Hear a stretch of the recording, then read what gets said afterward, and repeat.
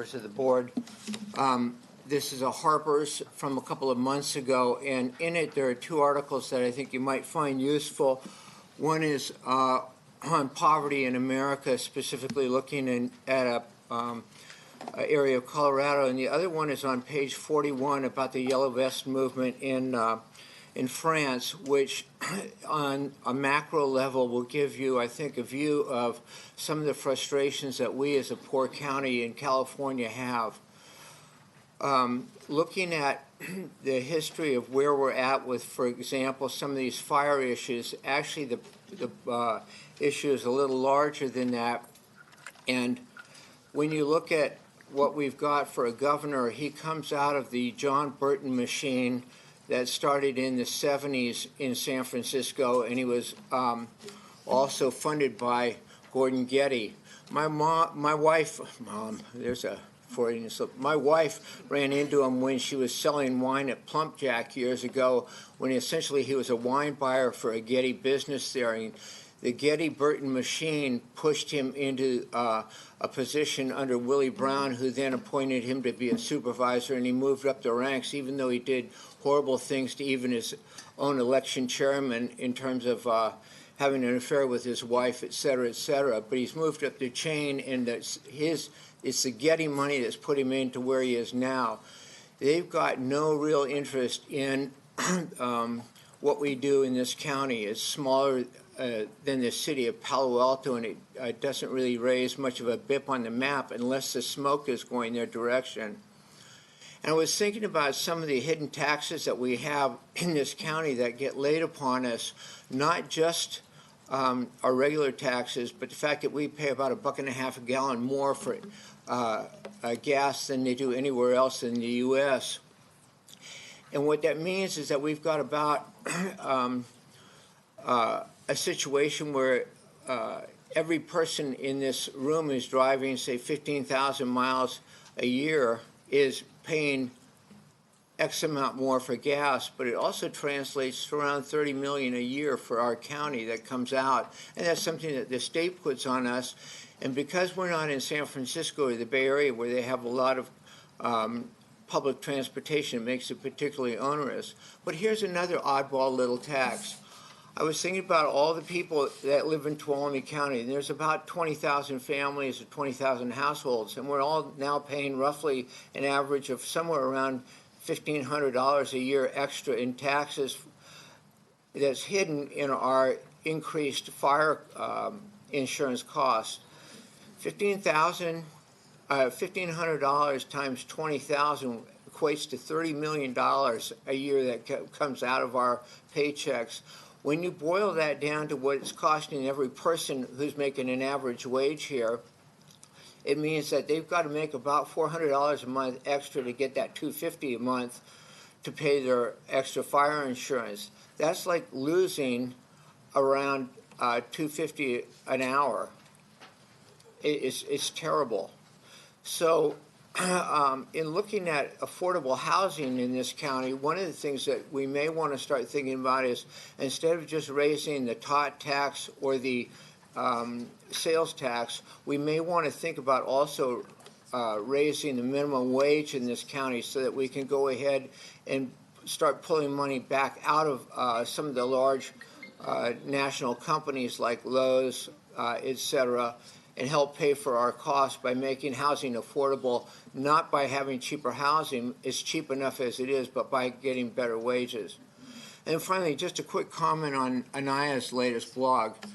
The tot tax that you wrote about in October 9th in your blog, you refer to that as total occupancy tax. It's not. It's a transient occupancy tax, and you had about a month to fix that. I would recommend you do that. Also, in terms of taking credit for repaving Walking Gully Road, they put a thin sliver of asphalt over just a raging mess. It didn't even go to the sidewalks. That's going to last 2 or 3 years. That's not something you want to take credit for. We need to start doing substantial, thorough work. Thank you, sir.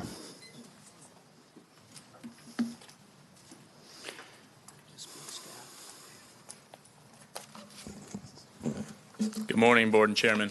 Morning. Chris Fritz. I'm an engineer with CAL FIRE, Tuolumne County Fire, Station 51 in Mono Village. I'm here to let you folks know that we have our annual Fill the Boot run by the Muscular Dystrophy Association. It's coming up this weekend, November 9th. It will be in the same place as last year, every year.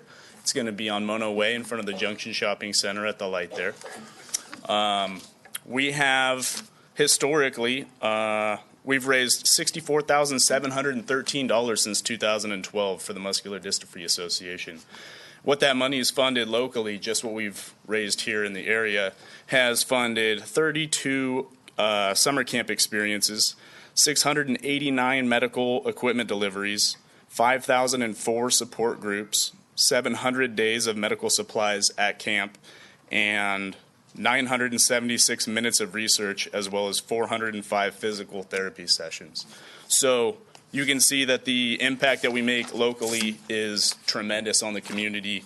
What MDA does is funds research and accelerates cures for people living with muscular dystrophy, ALS, and other debilitating injuries or diseases. And so we will be facilitating the boot drive, the Fill the Boot, this weekend on Saturday from 10 to 2. Thank you. Thank you, folks.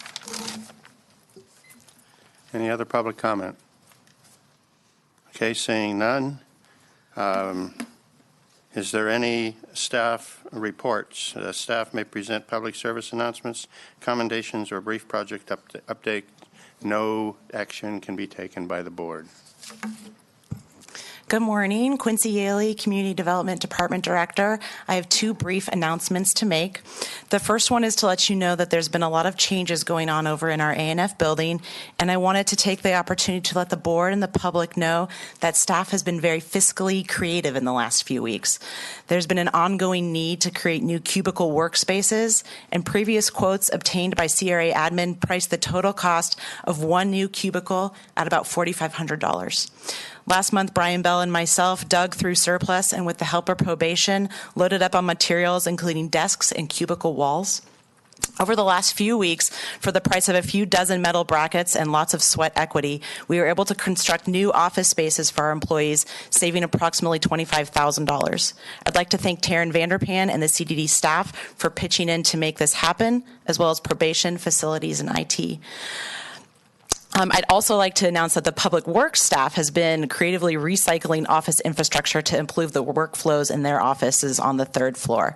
Our next major effort will involve updating the fourth floor development information counter, where in 2020 the public can expect improved spaces for over-the-counter plan reviews and new technology to simplify the permit review process. We're still in remodel mode, but I would like to invite you all to come by and take a look at the improvements we're making on the fourth floor. Lastly, I wanted to let you and the public know that we will be having our fourth floor development information counter closed on the 18th and 19th. This is to facilitate plan review as well as to allow staff to attend an energy training. The third floor will remain open and all of our field inspections will continue as they typically do. Thank you very much. Thank you. Thank you. And just a note of public information. Again, I've said this a couple meetings in a row. I'll say it again today. We moved the staff reports out of public comment so that the public comment period would be fully available to the public, and that was the reason that we did that. So, and now will the clerk of the board please read our consent agenda? Minutes of the meeting held October 15th, 2019. Finding the summary of ordinance number 3364 and 3365 were published. Adopting a resolution approving the final map for the tentative subdivision map for the airport estates in Pine Mountain Lake. Authorizing the Tuolumne County Fire Department to apply for a California Fire Foundation fire prevention grant for a demonstration garden. Adopting a resolution authorizing the auditor controller to reissue a warrant in the amount of $29,469.95. Approving an amended number 2 contract with Cox Consulting for administration and activity delivery in the amount of $155,500 of the Community Development Block Grant. accepting the resignation of Michael Pierce from the Area 12 Agency on Aging Advisory Council, and then directing the clerk to send a letter of appreciation and post a notice of vacancy. Okay, staff has requested that we pull item 3. Is there any public comment on the consent agenda's items 1 through 2 and 4 through 7? Does the board wish to pull any other items? I forgot to ask that. Move that we approve the remaining consent Okay. calendar items. Got a motion on the consent agenda? Second. I've got a second by Supervisor Campbell. Motion was by Supervisor Gray. All those in favor signify by saying aye. Aye. Opposed? Abstain? 5-0. Would the clerk of the board reread item number 3, please? Consideration of adopting a resolution approving the final map for the tentative subdivision map for the airport estates in Pine Mountain Lake.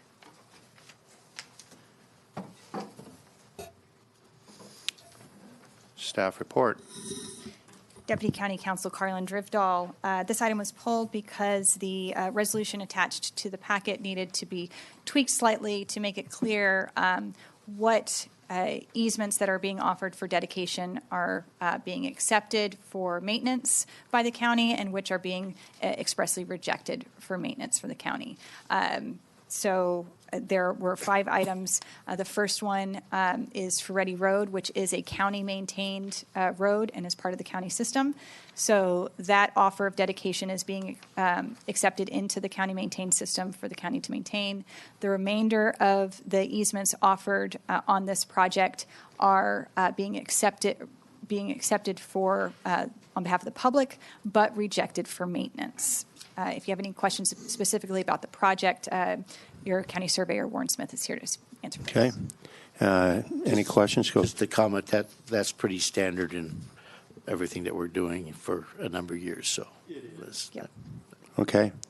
Any public comment on this item? Bring it back to the board. Supervisor Gray, I think this is in your district. I move approval of staff recommendation. Second. Okay, second by Supervisor Brennan. All those in favor signify by saying aye. Aye. Opposed? Abstained? 5-0. I'm going to exercise my discretion as board chair. I'd like to move item number 12 up to the next item. Would the clerk of the board please read item number 12? Consideration of approving an employment agreement with Quincy Yaley, appointing her as the Director of the Community Development Department. Good morning. We're waiting for Mrs. Yaley to get up here. Tracy Riggs, County Administrator's Office, and with me is our incoming Community Development Director. So your board was part of the fiscal year 1920 budget. We did a lot of reorganizations in order to be more efficient with the resources that we have and to reduce costs.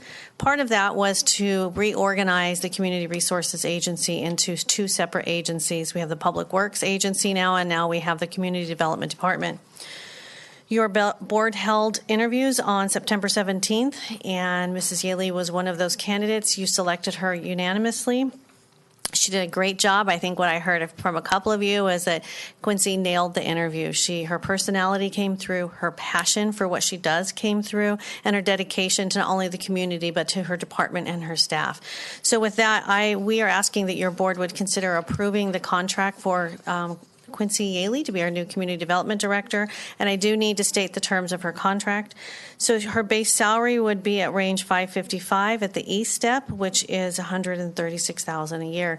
Just so that the board and our community is aware that Quincy did not receive an increase in pay to step up to this position, and she did that willingly and without hesitation. She also will get credit for 10 years of Tuolumne County service, and then she also is eligible for all other benefits contained in the Executive Confidential Compensation Plan. So with that, I have with great pleasure introducing Quincy to you and the community as our next Community Development Director, and ask that you would approve her contract. Any public comment?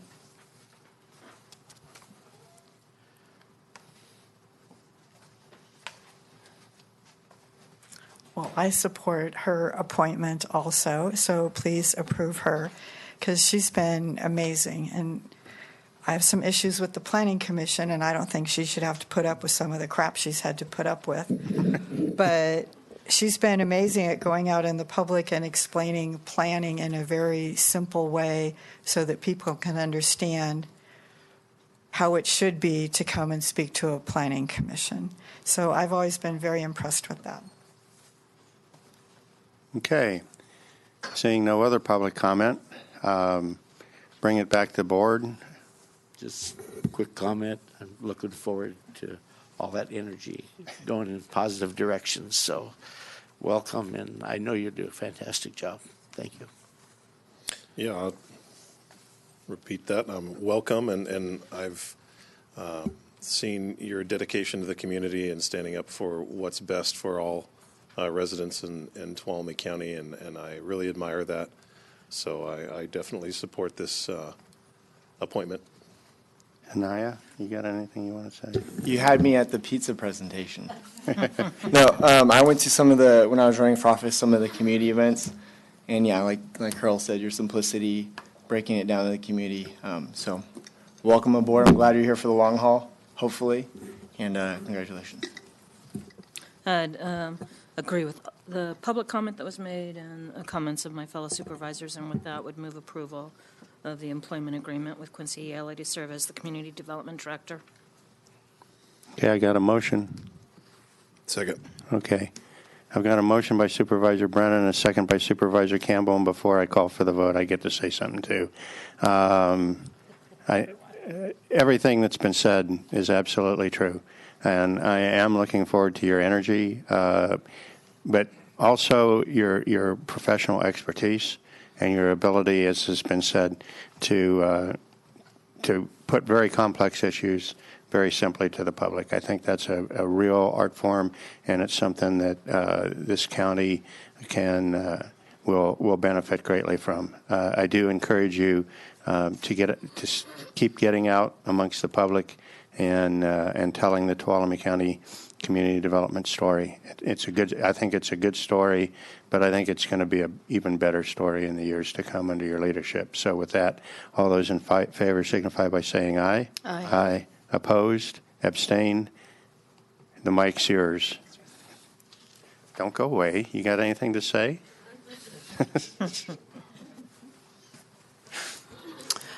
Thanks for the opportunity to the board. I'm really looking forward to working with the public, the CDD staff, and the county staff and implementing the board's priorities. So we have a lot of work ahead of us, but I'm confident with the staff that we have and with their dedication that we'll get there. So thank you. You do have a lot of work ahead of you, and that's why I put you up front so that you can go do your work. Thank you. Congratulations. Welcome aboard. Thank you. Thanks.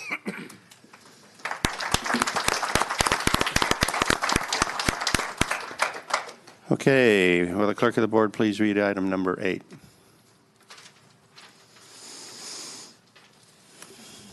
This is consideration of approving an agreement with Dominion Voting Systems, Inc. for the purchase of elections equipment. Good morning, Chairman Rutherford, board members. My name is Debbie Batista, and right now I'm in the Registrar of Voters. In front of you is a contract with the County of Tuolumne and Dominion to purchase some equipment for the upcoming election. To kind of put this in perspective, in 2005 was the last time that we bought election equipment. That equipment was well over $1 million. That equipment has been decertified by the state of California. We cannot use that equipment. We need new equipment for the March election. Our staff and Amador County, Calaveras County, Mariposa County did a lot of interviews with, there's only a handful of vendors that are certified in the state of California.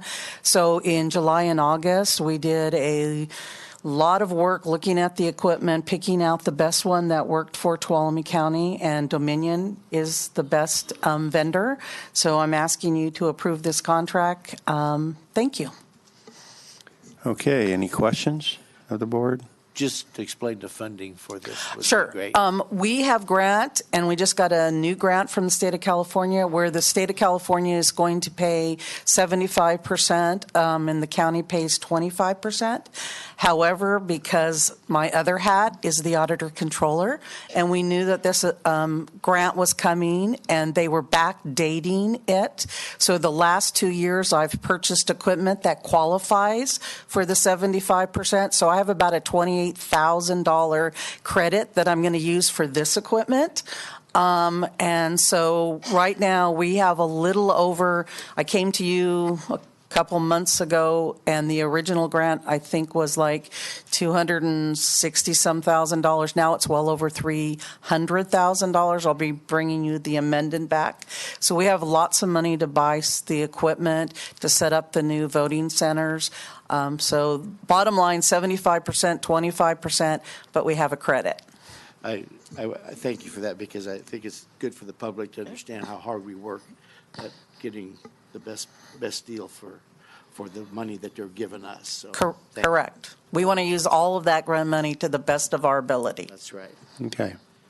Public comment. Okay, seeing none, bring it back to the board. I'm looking for a motion. I'll move on staff recommendation. Second. Okay, got a motion by Supervisor Brennan, second by Supervisor Gray. All those in favor signify by saying aye. Aye. Aye. Opposed, abstain, 5-0. Thank you to our elected elections, whatever. Register of voters. Yeah, there you go. But thank you too. There you go. You have so many hats, it gets confusing sometimes, Debbie. My best one is Christina Small. Okay, would the clerk of the board please read item number 9? Consideration of approving an award of a contract to Sierra Mountain Construction for the work as described in the invitation bid book for the Italian Bar Site 1 through 5 storm damage repair. Good morning, Chairman Rotifer and members of the board and staff colleagues. My name is Dave Ruby. I'm a civil engineer for the Public Works Department for the county.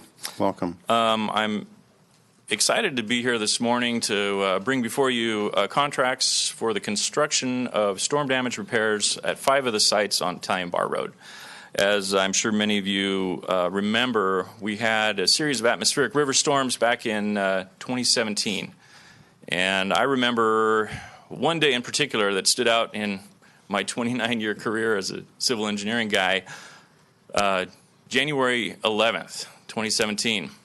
Coming into work, I was a little annoyed because at my new house up on the hill above Sonora, one of my retaining walls had collapsed because it rained really hard the night before, and it had been raining for several days. And when we got to the office, you just kind of never know what you're going to find out. But get a call coming in to Tanya that, okay, we've lost Marsh's Flat Road. Lost the road? What do you mean? Half the road just went down the hill.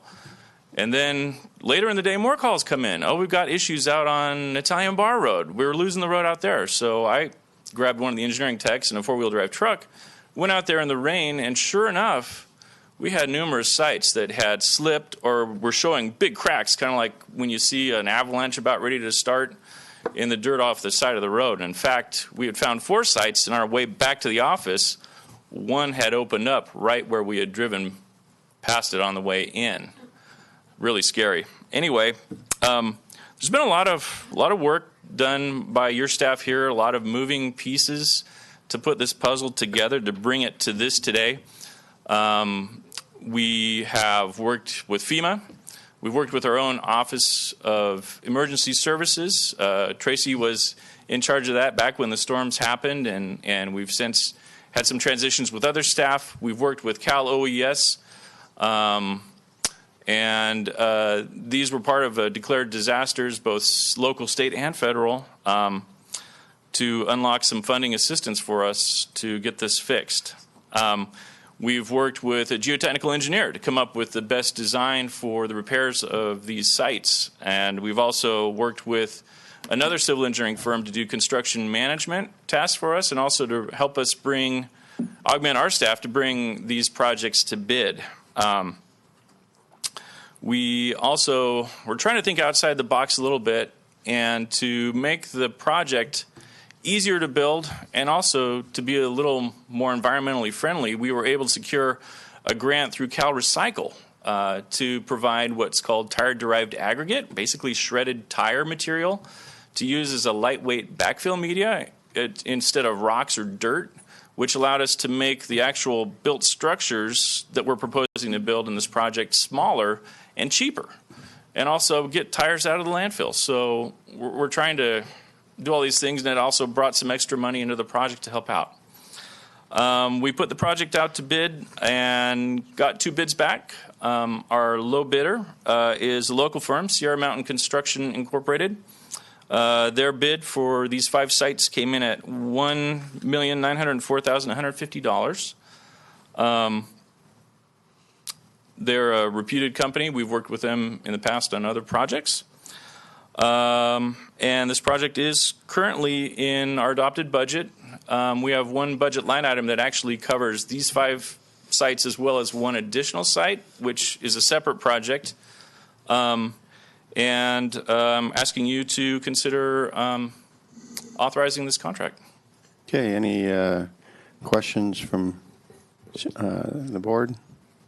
No question, just a comment. You know, the public always wants something to be done today. You know, we need it today. And, you know, I always try to explain to him how complex it is. And I think you did a real good job of talking into some of those complexities that we have to look at. I was going to talk about this in report, but you know, looking at the last road report that came out and looking at all the work that's being done, that I haven't had a chance to drive up Marsh's Flat Road yet, but it looks from the pictures, it looks like it's turned out pretty nice. Drove the Jacksonville Bridge this morning, nice, smooth. Looks like you got a good lay there. I mean, to me, it's smoother than the 120 bridge. But anyway, so you know, carry on with the good work. You got a great staff. It looks like it's working hard on it.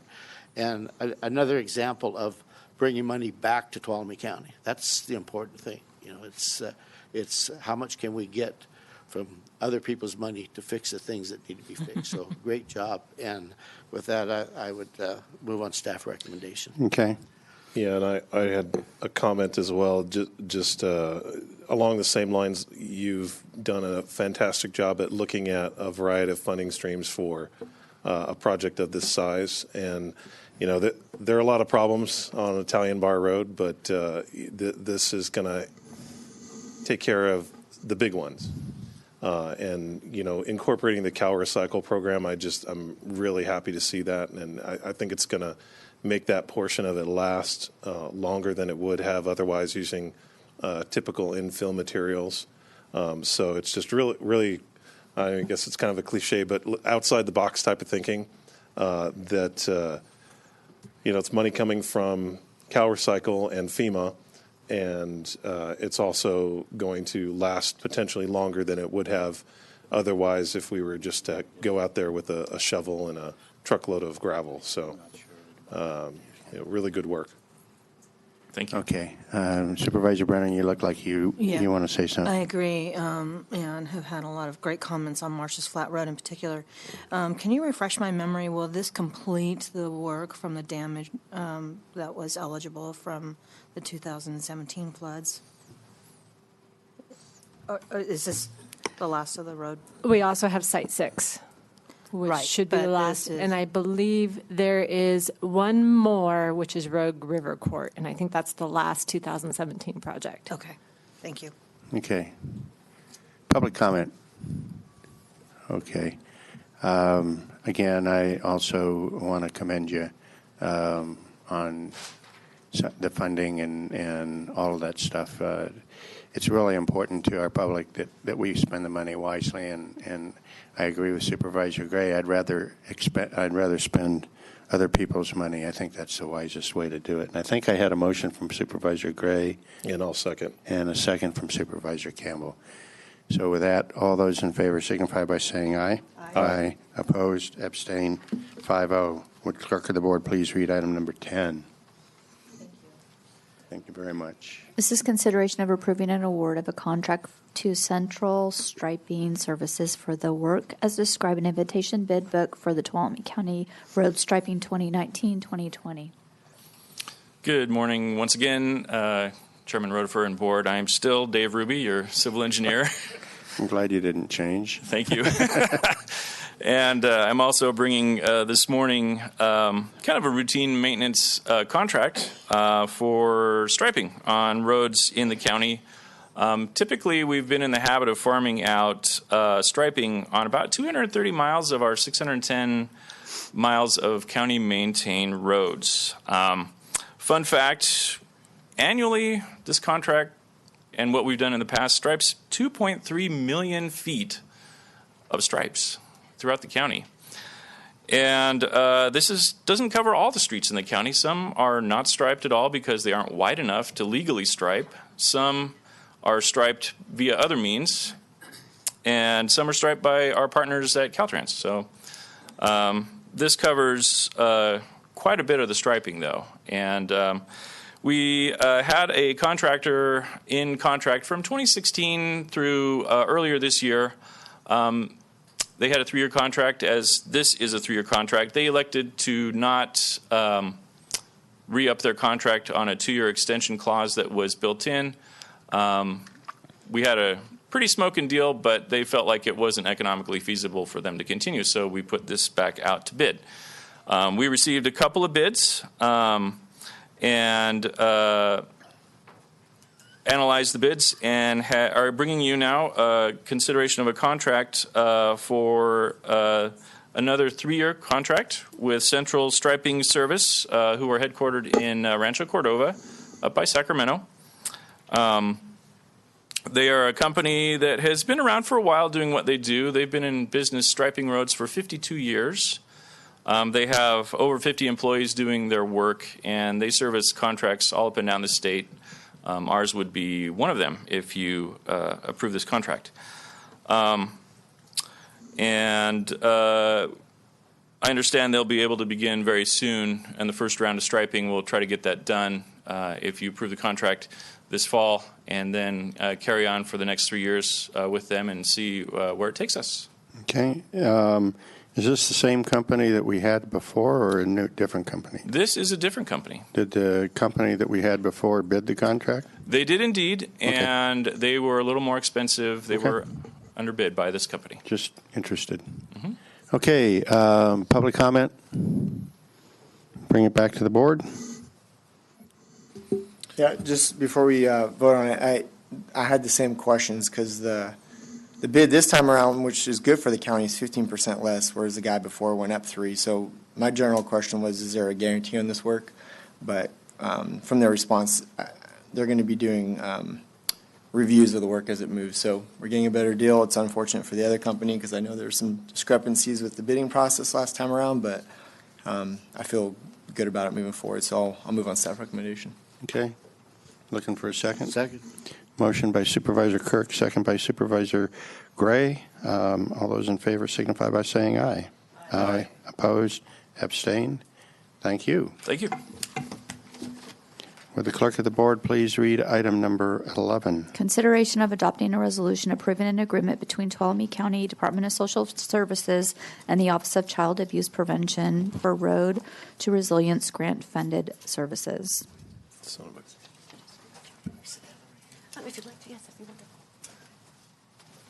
Good morning.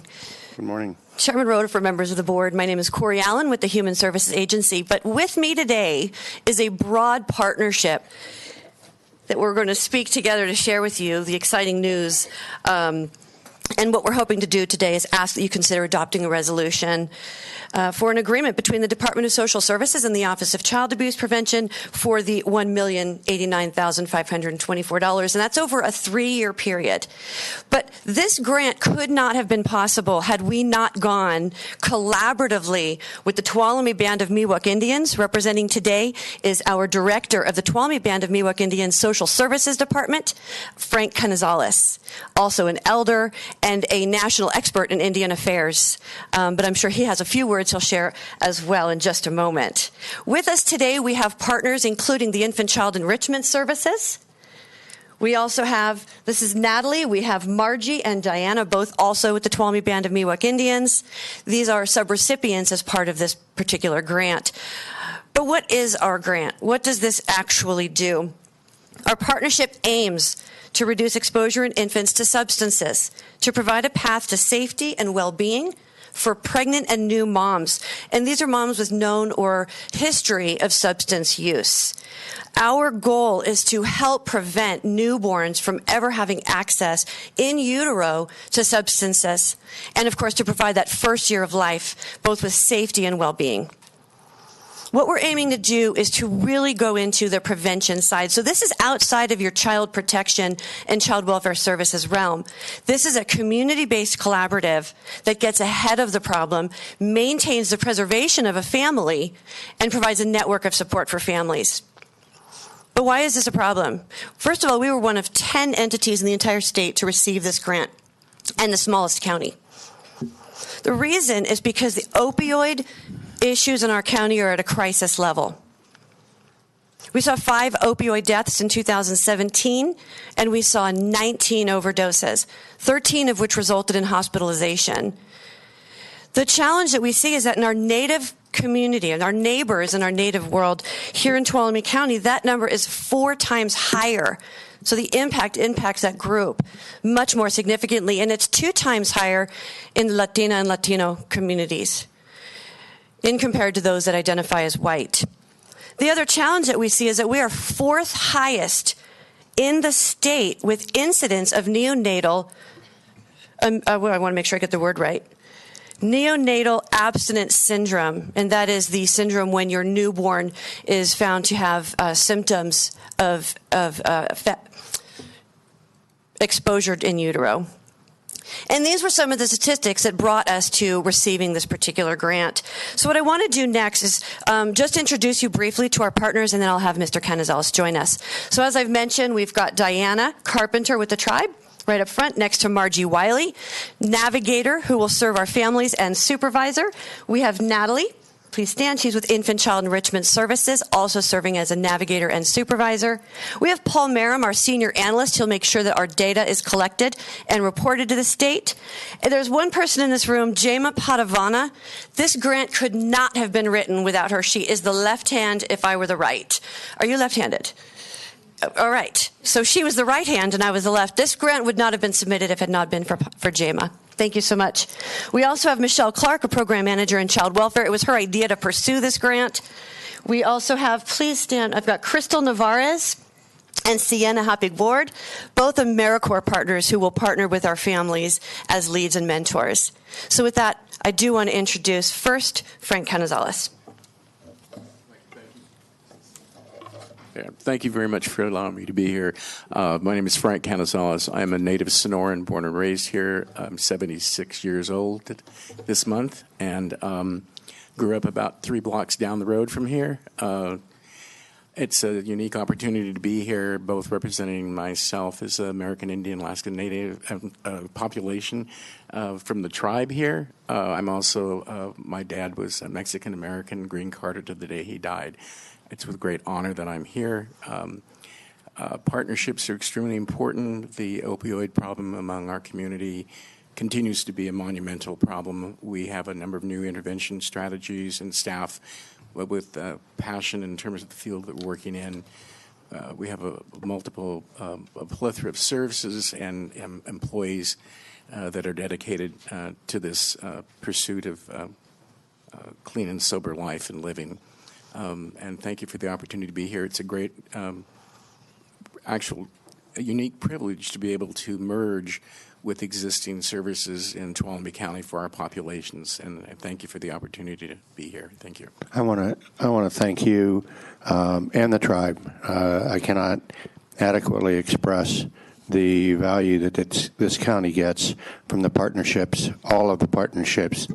This is just the latest in many that we have with the tribe, and we couldn't do business in this county without them. And thank you very much for being here, and thank you for helping us with this particular project very much. It's been a long road in the 50s. Steve's place on Tuolumne Road, I always remember that place as a grammar school when I would ride up there with friends of mine, and I'd stand outside and give them my dime or nickel, whatever it was, to go inside and get a candy bar because the sign on the door said, "No dogs and Indians allowed."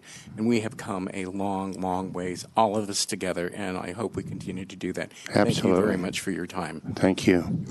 Just to echo the remarks on the partnership, a lot of communities that have casinos and tribes don't have the great relationship that we do have with the Black Oak tribe. So doing things like this just solidifies the relationship that much more, and looking forward to it. So thank you.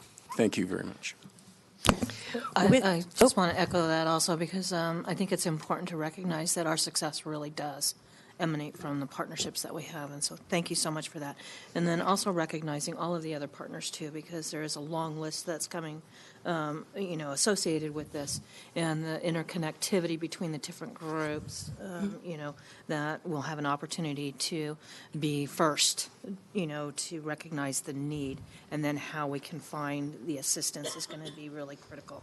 That all eyes and ears are looking and really part of the solution. So thank you very much and please express our gratitude to the tribe, but also thank you to all of the partners that are going to make this successful. Supervisor Campbell. Yeah, you got a great flyer here. When will the services provided by this grant be made available to the public? That's an excellent question. Upon your approval, the services will be available minimally through the Department of Social Services. We have a navigator, Michael Allen, who has already received several referrals in anticipation of this grant. It's been 1 year in the making. She's had self-referrals, people saying, "Can I enter? I can use your support." So that's telling us that people are ready for this type of support. But our subrecipients, both Infant, Child, and Enrichment Services and the Tuolumne Band of Miwok Indians, will be available upon the signing of their subrecipient contracts, and that comes on the heels of this particular grant. Yeah, that's great. Yeah, I know firsthand that there is a need for this in the community, and it sounds like what you're telling me is you're just waiting for us to give the thumbs up. Well, before we do, if you don't mind, I did also want to have just once, Natalie would like to speak a little bit about the type of work, if that's okay. I had one more question before I let you go. Yes. So this goes through 2022? Yes, it's 3 years starting we're in the 1 year. And then the Road to Resiliency grant, how long has that been around? This is a brand new grant. Okay. So the 10 recipients are also participating in a study. So they're trying to basically see statewide whether or not some of the resources that we were providing do have positive outcomes for communities. Okay. And the hope is that there'll be a 2-year extension should we meet those outcomes. Okay, great. That's what I was looking at is what are the possibilities of re-upping this grant down the road in the inevitable instance that you will be successful. That's our hope. Thank you very much. So we interrupted your presentation, so go ahead. That's okay. I think it was important to be able to have that conversation. So the next person I wanted to bring up is Natalie. She brings information about the types of housing or supports that we're going to provide our families. Hi, I'm Natalie Gray. I'm the program director for Raising Healthy Families at ISIS, and ISIS has been working with at-risk families for over 30 years, so we're really excited to embark on this exciting collaborative adventure. Our home visiting model is an intensive home visiting, but I think because now we're going to be placed within a medical facility, there's going to be 3 navigators that are actually going to be referred out through medical facilities to work with substance abuse histories or families that have had some sort of dirty test when they go to the doctor, to help families preserve so the children are not removed. It's basically to help the families stay intact, and we're just really excited to help this collaborative get going. Thank you very much. Thank you. My name's Paul Marum. I'm currently with the Tuolumne County Opioid Safety Coalition, was involved in working on this grant, and I'll be working as a senior analyst to help manage this grant. And I just wanted to quickly review kind of what the 5 goals of the grant are to make sure everyone kind of understands it. So the first is reduce substance use, relapse, and increase parenting strengths of pregnant women with known histories of substance use, pregnant women with current substance use, and mothers of substance-exposed infants through the development of or expansion of current partnerships to manage an effective collaborative network focused on target populations. The grant was initially kind of opioid focused, but we really expanded that to be any substance use and expand it not just on people with kind of current issues, but people who are perceived to be at risk or just even with a history. Kind of understanding the kind of the time, especially pregnancy, is both a good opportunity for medical intervention, but also a time of significant stresses. Second one is navigators provide in-home case management services and create a documented case plan which addresses the needs and strengths of the target population, their infants, and their families. Third is develop coordinated services between health service providers, government agencies, and community-based organizations to provide basic needs and parenting supports to the target population and their families. Fourth is develop a sustainability plan for the target population beyond the time constraints of the Road to Resilience grant. And the fifth is create an evaluation plan to determine if services addressed the needs of the target population and lessened the risk of substance exposure and maltreatment to infants. As this is a new grant, we're really going to be open to figuring out what works and kind of continuing to evolve the services just to make sure that we're really helping the target population. Are there any other comments? So with that, we'd like to thank you for your consideration in adopting a resolution approving an agreement between the Department of Social Services and the Office of Child Abuse Prevention for Road to Resilience grant funded services in the amount of $1,089,524. Thank you. Any public comment? Seeing none, bring it back to the board. Move on to staff recommendation. Okay. I'll second. I've got a motion by Supervisor Campbell, second by Supervisor Kirk. And can I say something real quick? Sure. Just since the tribes in my district, I want to ditto everything they said for the partnerships. I wasn't around in the 50s, but I grew up going to Modelo Christian. I remember, I think it was in 2nd or 3rd grade when they were going to be building the casino, and you heard opinions all over the place. And now I look back, and the casino in many areas has done more for this community than other organizations, even faith-based at times. And so for me, thank you guys, and thank you for the partnerships. And yeah, you guys have done something right with that casino out there. So thank you. All right. Okay. I think I already said it, but I think I had a motion by Supervisor Campbell, second by Supervisor Kirk. All those in favor signify by saying aye. Aye. Abstain?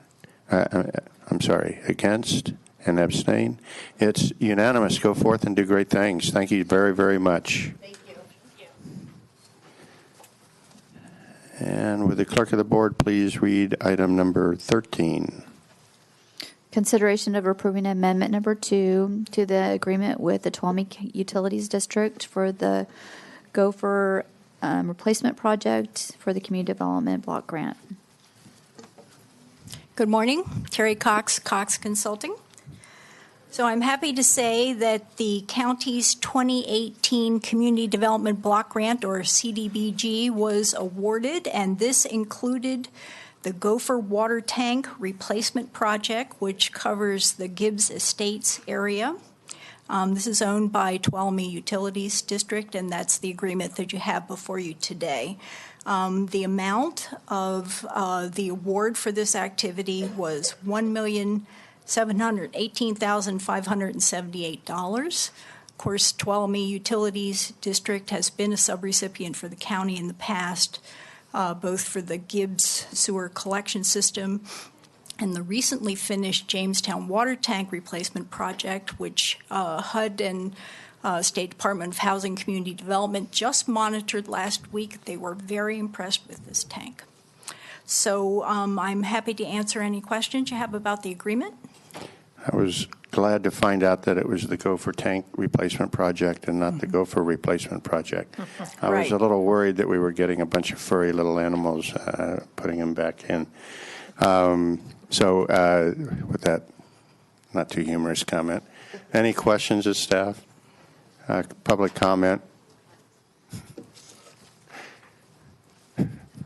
She doesn't know I'm doing this, but I just want to thank Terry for her tenacity and her great grant writing and her work that she does with all of our subrecipients. In the 24 years that I've worked with her, out of all those years, I think it's only one time that we missed a CDBG grant, and it was by 1 point. So I thank her profusely, and this community needs to thank her because it's just amazing what she does for us on behalf of the CDBG program. So thank you. And Mo, you beat me to those comments. Good morning. My name is Michaela Dillon, Tuolumne Utilities District Management Analyst. I just have 3 quick things I'd like to share. First, thank you for our most recent CDBG success, which was with Terry, the Jamestown Reservoir Replacement Project. We now have a beautiful tank that serves the community of Jamestown. Second, district staff are very excited about this project. We hope the success from our most recent project happens again, and we look forward to that.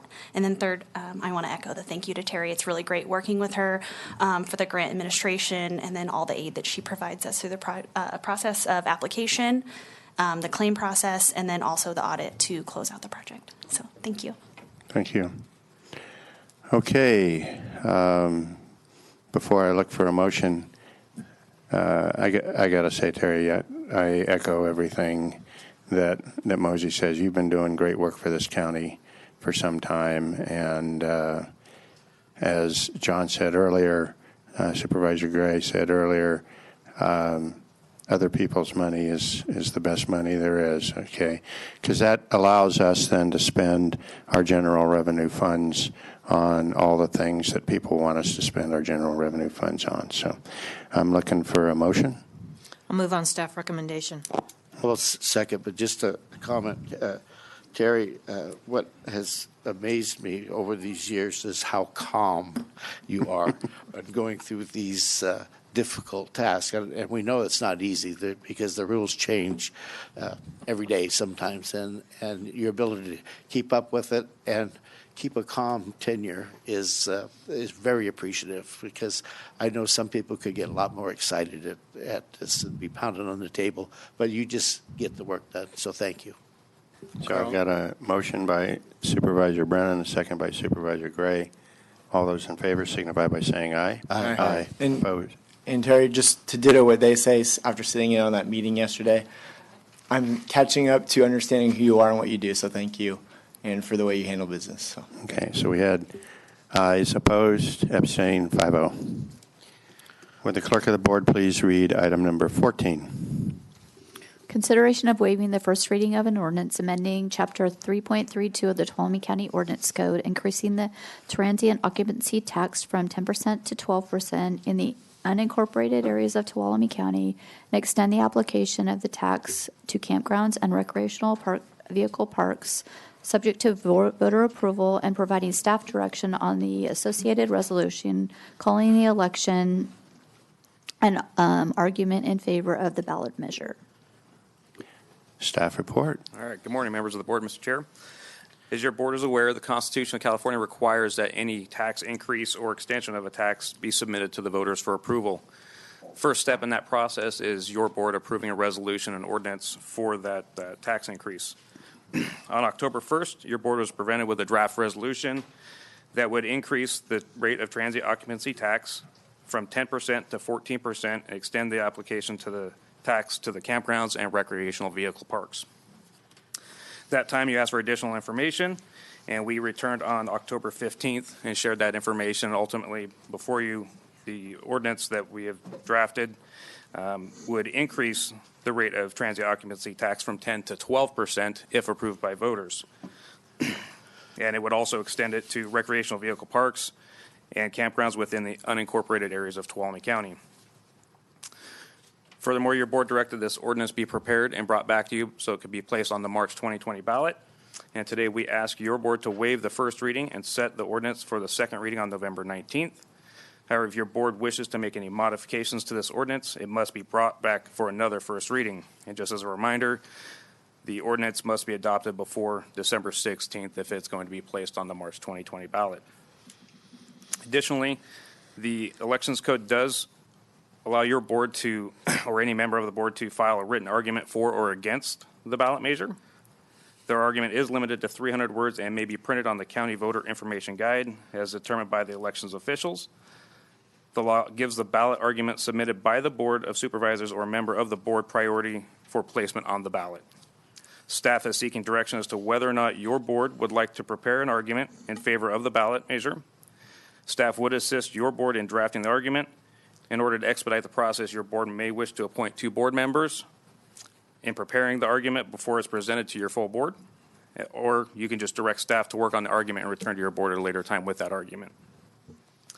So with that, staff recommendation is to waive the first reading of the ordinance amending Chapter 3.32 of the Tuolumne County Ordinance Code to increase the rate of transient occupancy tax from 10% to 12% and expand the application of the tax to campgrounds and recreational vehicle parks within the unincorporated areas of Tuolumne County.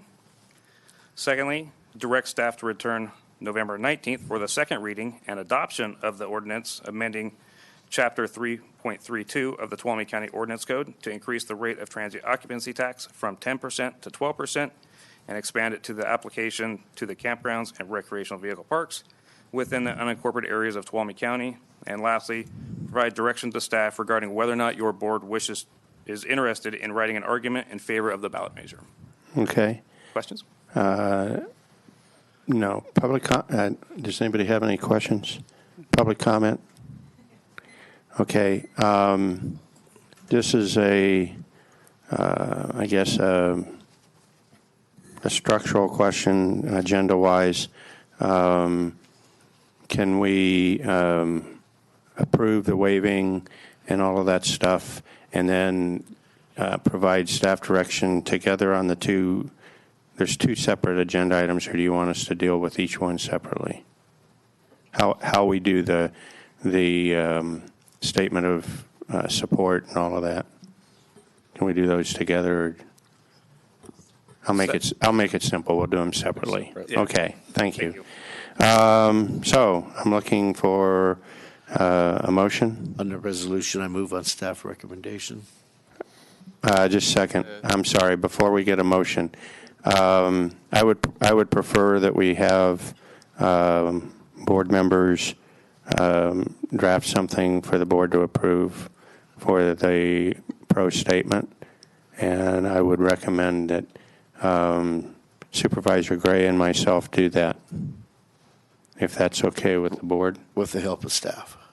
With the help of staff, yes. Understood. With a lot of help from staff. Supervisor Rutherford, just to clarify, and that would come back to the board at the next meeting for approval? Or that would just be your board delegating to you two? Yes. I don't believe that would have to have board approval. Yeah, I think the statement that we would draft would come back, and the full board would approve that statement. Okay? I would be fine with that, with the clarification that, so I am not voting necessarily that I am in favor of this. I want the case to be made of why we're doing this. That's yeah, okay. Thank you. I got it. I'm a little unclear. Is this going to be your statement and my statement, signatures on the ballot measure? No. I've done this before. No. Is it going to be the board's? It's going to be a board-approved statement of why we're putting it on the ballot. And so I think, is that Correct. Yes. So we'll work with you. We'll draft Yes. the statement, and we will bring it back to the entire collective board to vote. And the purpose of that statement, to clarify Supervisor Brennan's, and I agree with that, is the justification or the justification for why we're putting it on the ballot. Correct. Okay. For the purposes of the motion, that we're acting on the ordinance and not the resolution. The resolution we're recommending be approved on the 19th. I understand. But you did want staff direction associated with the resolution to develop the argument in favor of it. Okay? So I'm trying to do all of this at once, right? So we've got Okay. the direction. Pardon me? So we have the direction on the item 3, the last one there. You understand the direction? Yes. Okay. So now I'm looking for a motion on the, on waiving the first reading and bringing it back for a second reading. So moved. Okay. And I'll second. I've got a motion by Supervisor Gray and a second by Supervisor Rotifer. All those in favor signify by saying aye. Aye. Aye. Opposed? Abstained? 5-0.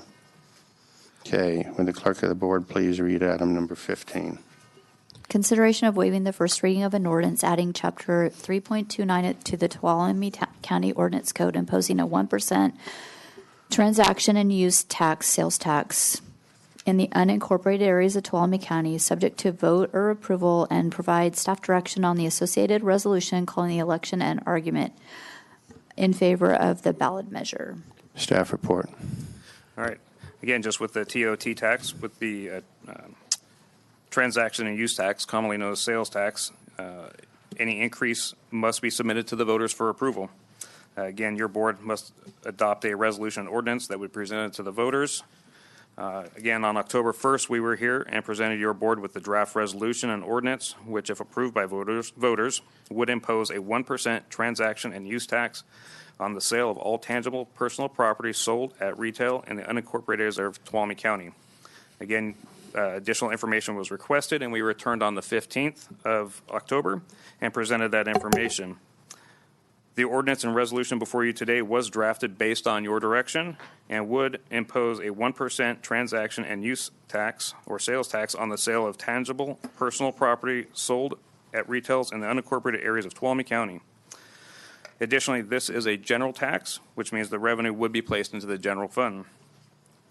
Your board directed this ordinance be prepared in time to be placed on the March 2020 ballot, and today we ask your board to waive the first reading and set the ordinance for a second reading on November 19th, 2019. Again, if you wish to make any changes to this ordinance, we'll have to bring it back for an additional reading, first reading, and the second reading and adoption must take place before December 16th if we're going to get on the ballot. I'm sorry, December 6th, thank you, be placed on the ballot. Additionally, if your board wants to, correction, let me back up. Pursuant to Elections Code, your board may, or any member of the board may file a written argument for or against the ballot measure. The argument is limited to 300 words and may be printed on the County Voter Information Guide as directed by elections official. The law gives the ballot argument submitted by the board priority to be placed on the ballot. And again, we are seeking direction as to whether or not you would like to prepare an argument in favor of the ballot measure, and staff would assist your board in drafting the argument. In order to expedite the process, your board may wish to appoint 2 board members to work with staff in preparing such an argument before it's presented to the entire board for adoption. Alternatively, your board could simply direct staff to work on the proposed argument and return to your board at a later time. So again, just with the TOT tax, recommendation from staff is that first, we waive the first reading of the ordinance, adding Chapter 3.29 of the Tuolumne County Ordinance Code, which, if approved by voters, would impose a 1% transaction and use tax on the sale of all tangible personal property sold at retail in the unincorporated areas of Tuolumne County. Secondly, direct staff to return on November 19th for the second reading and adoption of an ordinance adding Chapter 3.29 of the Tuolumne County Ordinance Code, which, if approved by voters, would impose 1% transaction and use tax on the sale of all tangible personal property sold at retail in the unincorporated area of Tuolumne County. And lastly, provide direction to staff regarding whether or not your board is interested in writing an argument in favor of the ballot measure. Okay, public comment? Seeing none. My comments from the previous item are duplicate on this item to include Supervisor Brennan's concerns with the wording of the statement. That's my recommendation to the board. So I'm looking for a motion. I move on those recommendations. I think I did public comment. I'll go ahead and second it. All those in favor signify by saying aye. Aye. Opposed? Abstain? 5-0. Thank you very much. Thank you.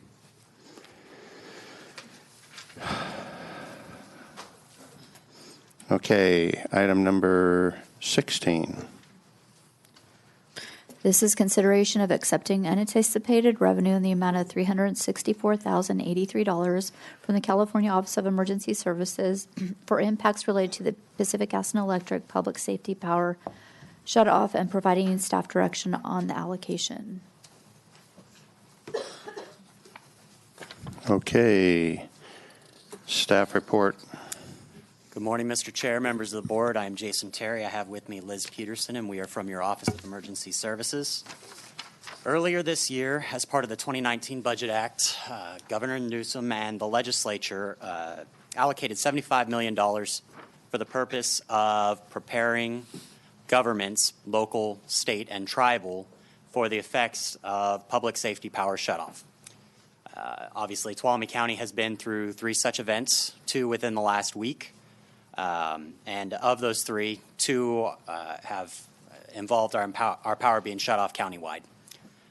So as of last week, we were notified by Cal OES that our county had received an allocation from the $75 million. How it was broken down was $26 million was allocated to counties, $10 million is going to be competitively granted out to incorporated cities, 1.5 to federally recognized tribes, and then $37.5 million, if my memory's right there and the math is correct, for state government operations. So in the memo, you can see detailed kind of how our allocation was calculated for a total of $364,083. I will comment that we are a little more blessed than our Calaveras and Mariposa neighbors. Our population being over 50,000 gave us an extra $200,000 in allocation. So that is a good thing for us. We have already received this money. The handout that I provided to you folks right at the outset here, and we have a couple copies on the back table there, is the recommendation for how to account for these funds coming into general revenues and transferring out to capital funds. So the purpose of this grant is to prepare ourselves for PSPS events and really is focused on generation power, backup power for our operations. So there are some other uses that this can be used for, including contingency plans, risk assessments, as well as public education materials. But the big meat and potatoes of this grant is for generation power. We've listed in the memo itself, this is not an exhaustive list by any means, but county buildings that do not have backup power generation, county-owned and some leases as well. The top 2, the Francisco Building and the Sonora Main Library, we highlighted these. These are part of our continuity of operations plan. So if the admin building fails for whatever reason, our first alternate is the Francisco Building for the county seat, and our second alternate is the library. As of right now, neither of these locations have backup power generation. So obviously this is very much a concern for us. Also, animal control, hit on a couple departments here real quick. Animal control noted that during specifically the last set of public safety power shutoffs, they can't leave their building. They have some responsibilities in the form of animals that they have to care for, and with the temperatures dropping, they were concerned about that. Also, I was informed by our IT folks yesterday and talked with them today that when the IT building out on Morningstar goes out, that actually hurts some of our communications for our juvenile facility now and in the future our jail in the form of our phones and connectivity there. And of course there's others, buildings listed here and others that aren't, that are also concerns for us as well, including Station 51 and Station 76, which have folks out there and also do not have backup generation. Listed in the memo as well, we have, well, let me say this first. The allocations, as I listed before, you may have noted that service districts did not receive any allocation from the state as part of this process. So a couple of our service districts have reached out. You can see their requests detailed in the memo, requesting a portion of these funds to help fortify some of their operations in both water and sewer as well as some fire concerns that they have. So we have prepared a couple of options for your board to consider. Once again, not exhaustive, but the first being that we would utilize this funding to purchase generators for those buildings that are part of our continuity of operations, the Francisco building and the main library. We would utilize any remaining funding to provide either mobile or permanent generation for county buildings. The second option is that we would utilize this funding to purchase generator for the same buildings for under our continuity of operations and utilize any remaining funding for service district requests. The third is to purchase a mobile generator and retrofit vital county buildings with transfer switches. And the fourth is to fully fund service district requests, and this would leave $52,000 remaining for generation power for county buildings. Now, we have worked to get just very preliminary estimates on what these things may cost us moving forward.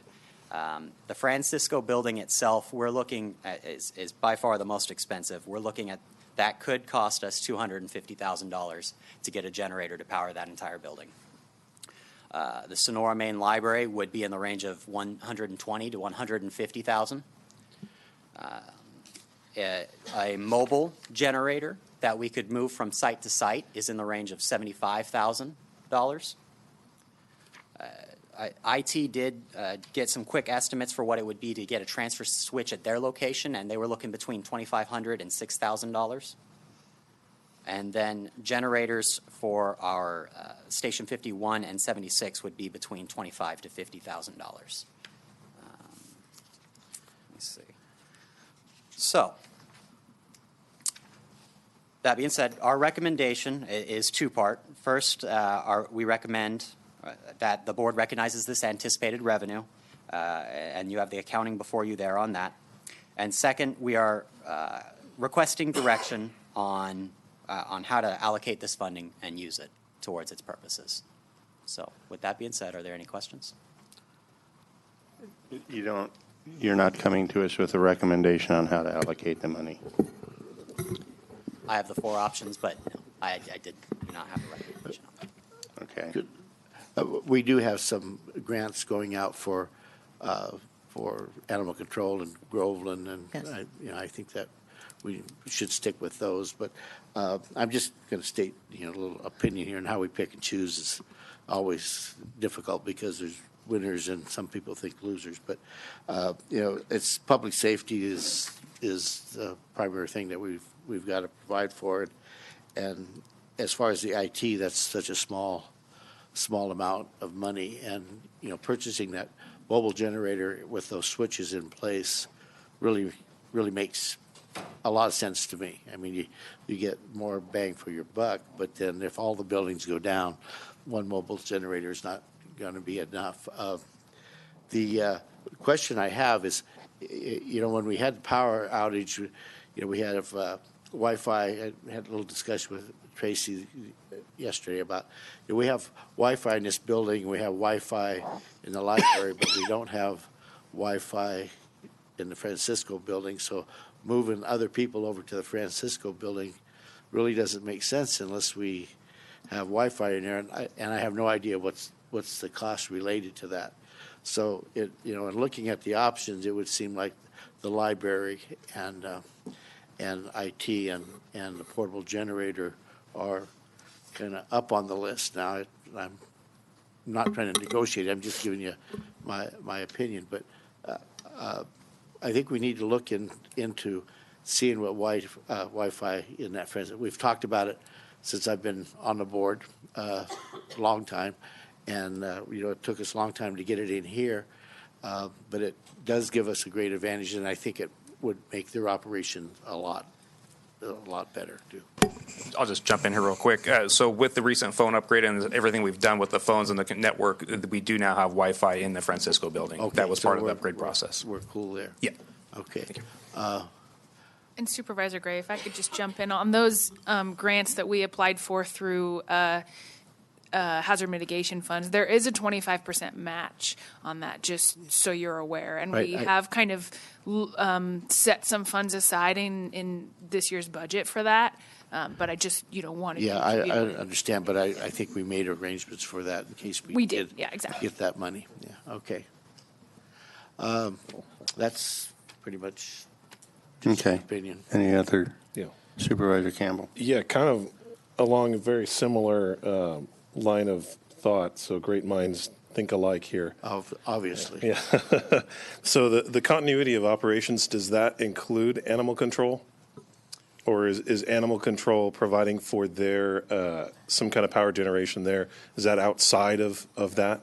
Our continuity of operations plan is more focusing on the county seat and those operations, not animal control itself. Okay.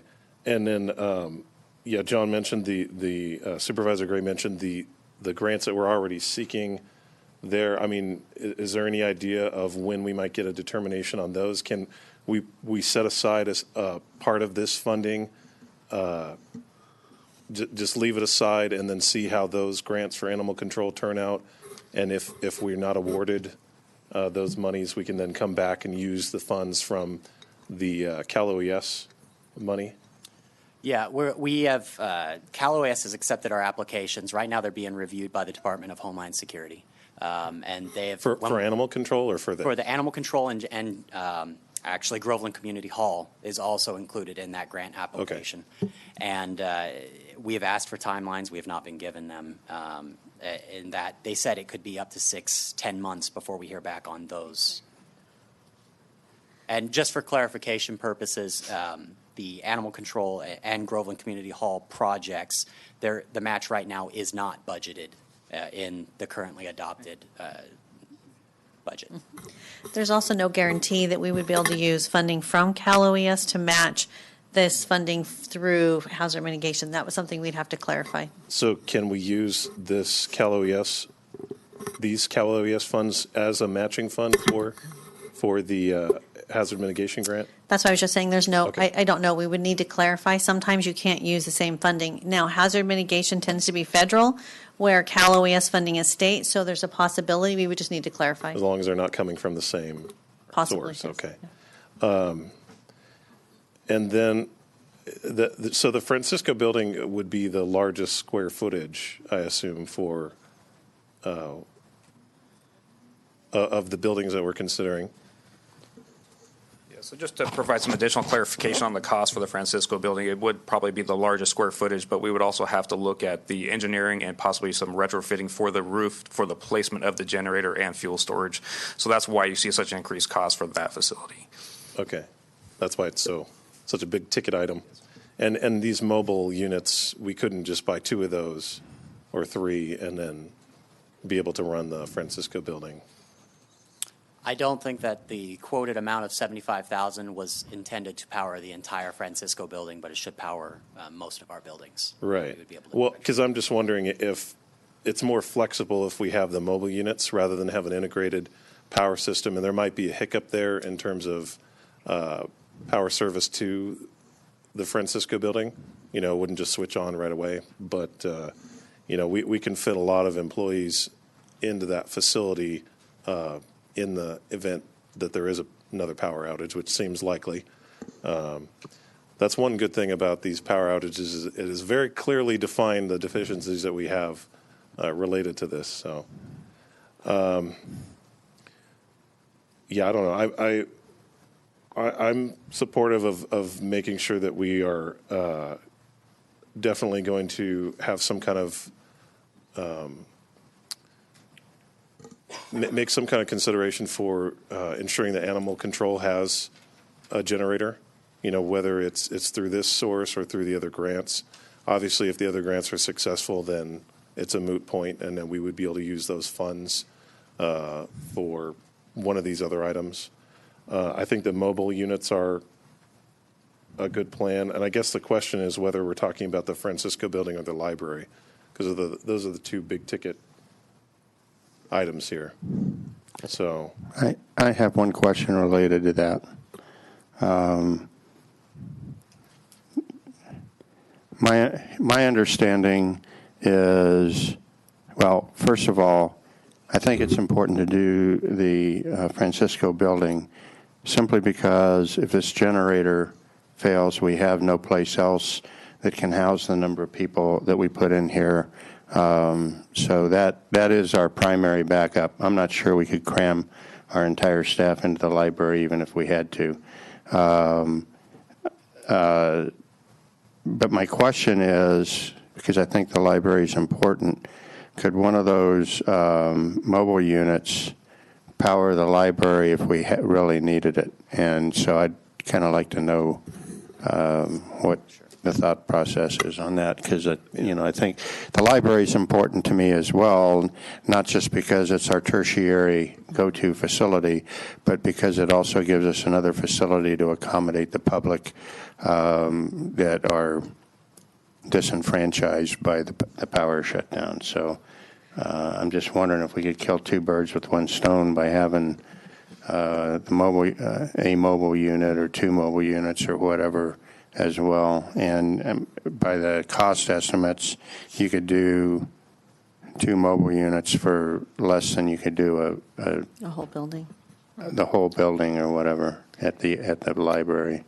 So one of the things I was thinking might make it a little bit easier is if we have some requests from our special district, our CSDs, community service districts, if your board was inclined to make an allocation, even if it were $25,000 per district that's in here, we would have what's left over. We could look into those mobile units, come back to you at the next board meeting, and you could tell us exactly how you would like, for example, we could find out maybe we could get two mobile units and even a smaller generator for IT and do three of them that might run it with a low wattage and Okay. so there might be some options there once we know what we have to work with, and then it would give your board ability, if you wanted to make an allocation to work with the CSDs. I would prefer that. Yes, Yeah. I think so. There is a rumor that there's possibly additional money that may come, Yeah. but I'm not, don't run with that. It's just a rumor. Okay. Supervisor Brennan. Yeah, so I would like Ms. Riggs to follow through with what your recommendation there. I think that has a lot of merit. Also, though, I want to understand the communication piece, because I think the majority of the communication failures were really at the PG&E side. But I want to not make an assumption, and if we have some communication upgrades, because again, this we want to be certain that our public is getting the accurate information they need. I think our team did a fantastic job in disseminating that. And again, most of the complaints I heard were on the PG&E side and not being able to get accurate, timely information from their website. Is that correct? A correct assumption? Correct. In terms of communication of what's going on, are you referring more to communication between the juvenile detention center? Yeah, I heard it in a number of different venues, and certainly, I mean, it was very impactful to the business community who was trying to get accurate information, especially those that had any perishable products, and then just some of the public at large were reaching out and were having a lot of difficulty in accessing timely information. Again, I think most of that was connected with the PG&E site. So, a lot of the I want to be certain that our county communication piece, we are doing the best job to disseminate information to the public in Tuolumne County. So the question with respect to the funding is, did we experience communication issues, equipment issues that some of this money could be put to that would improve our ability to communicate to the public during such events? I don't think so. The communication issues that we experienced over this last event were our own internal communication, specifically with our phone system at the juvenile facility, and as Jason mentioned, but not with future the where it will public. be with the jail. So we're talking phones, not necessarily related to PG&E or kind of public. Okay, two information. separate pieces. Exactly. So on that second piece of PG&E's communication with kind of the public at large, including their maps and other communication tools, they have, it's sort of a mixed bag. So PG&E has done, in my opinion, excellent communication with county OES staff, which is where the updates then that we provide to our news partners and, excuse me, our community partners and our other stakeholders and fellow agencies. We have fairly good communication. We have our point of contact with PG&E. It's a single point of contact that we work with. So on the kind of county side, I think it's been fine. However, the public side has not been fine. We have tried to disseminate the information that we get from PG&E, but their maps on their website, and some of their making sure that their information is timely. I know with this last event, there was a lot of confusion about who was going to be a part of the second and who was a part of the first. Okay. That was where it broke. And again, that falls on PG&E. Exactly right. So I have one other point that clearly there is a lot more need here than what we are going to receive. We are going to have a small fraction, and I don't think that we've clearly articulated. These are just the very top of the need, and I would think our special districts would agree with that. I would like to see staff prepare statements, and we have a CSAC board meeting coming up where I know this is going to be front and center so that we have a prepared statement to give to CSAC staff through our voting representative and requesting additional funds, because I agree, Supervisor Gray, there may be opportunity out there, and I would like us to articulate the need for additional funding. Okay, so I think you have staff direction. I'm going to ask for public comment. I've been waiting patiently. Okay, I'll get to you after public comment. Any public comment on this? Wait.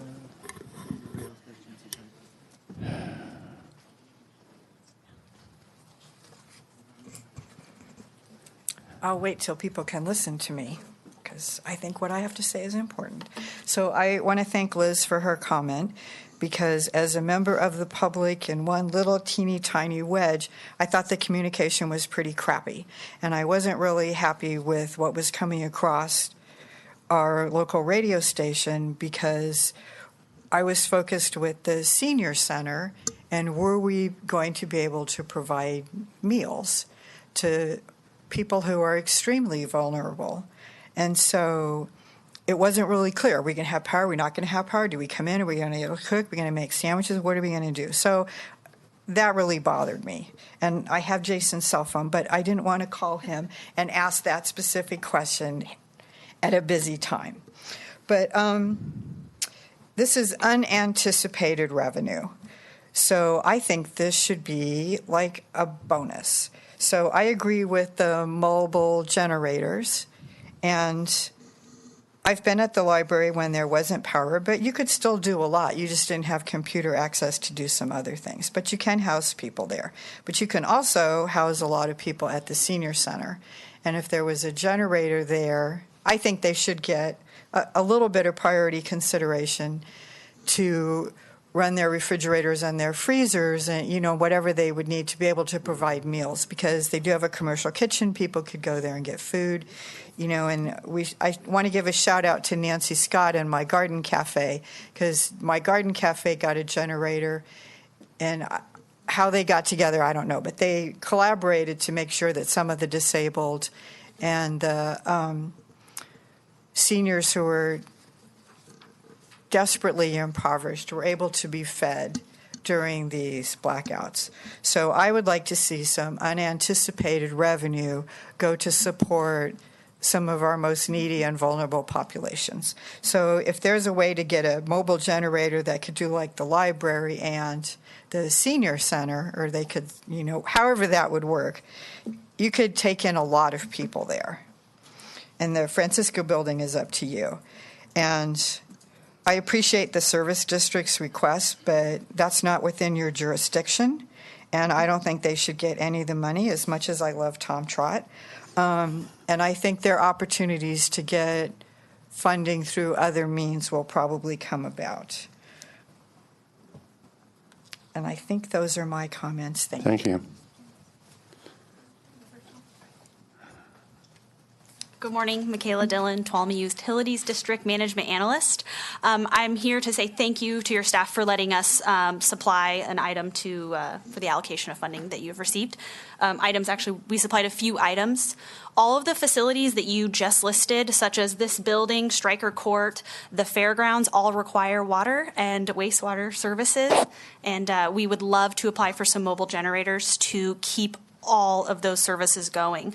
For example, the fairgrounds, water flows in there, perhaps on gravity, but the wastewater services do not flow out. So we would love to have a mobile generator that then can go to that pump station and keep the wastewater moving in the direction it should, to the facility it should, because it would just be awful to have a sewer overflow at your resiliency center that's set up and create a secondary emergency on top of a PSPS emergency. So on behalf of TUD, thank you so much for even letting us try to use some of this funding for our needs and infrastructure support. And the PSPS events are very hard on our staff. We have to shift around all over the county to anything that isn't gravity fed, and there are many pockets.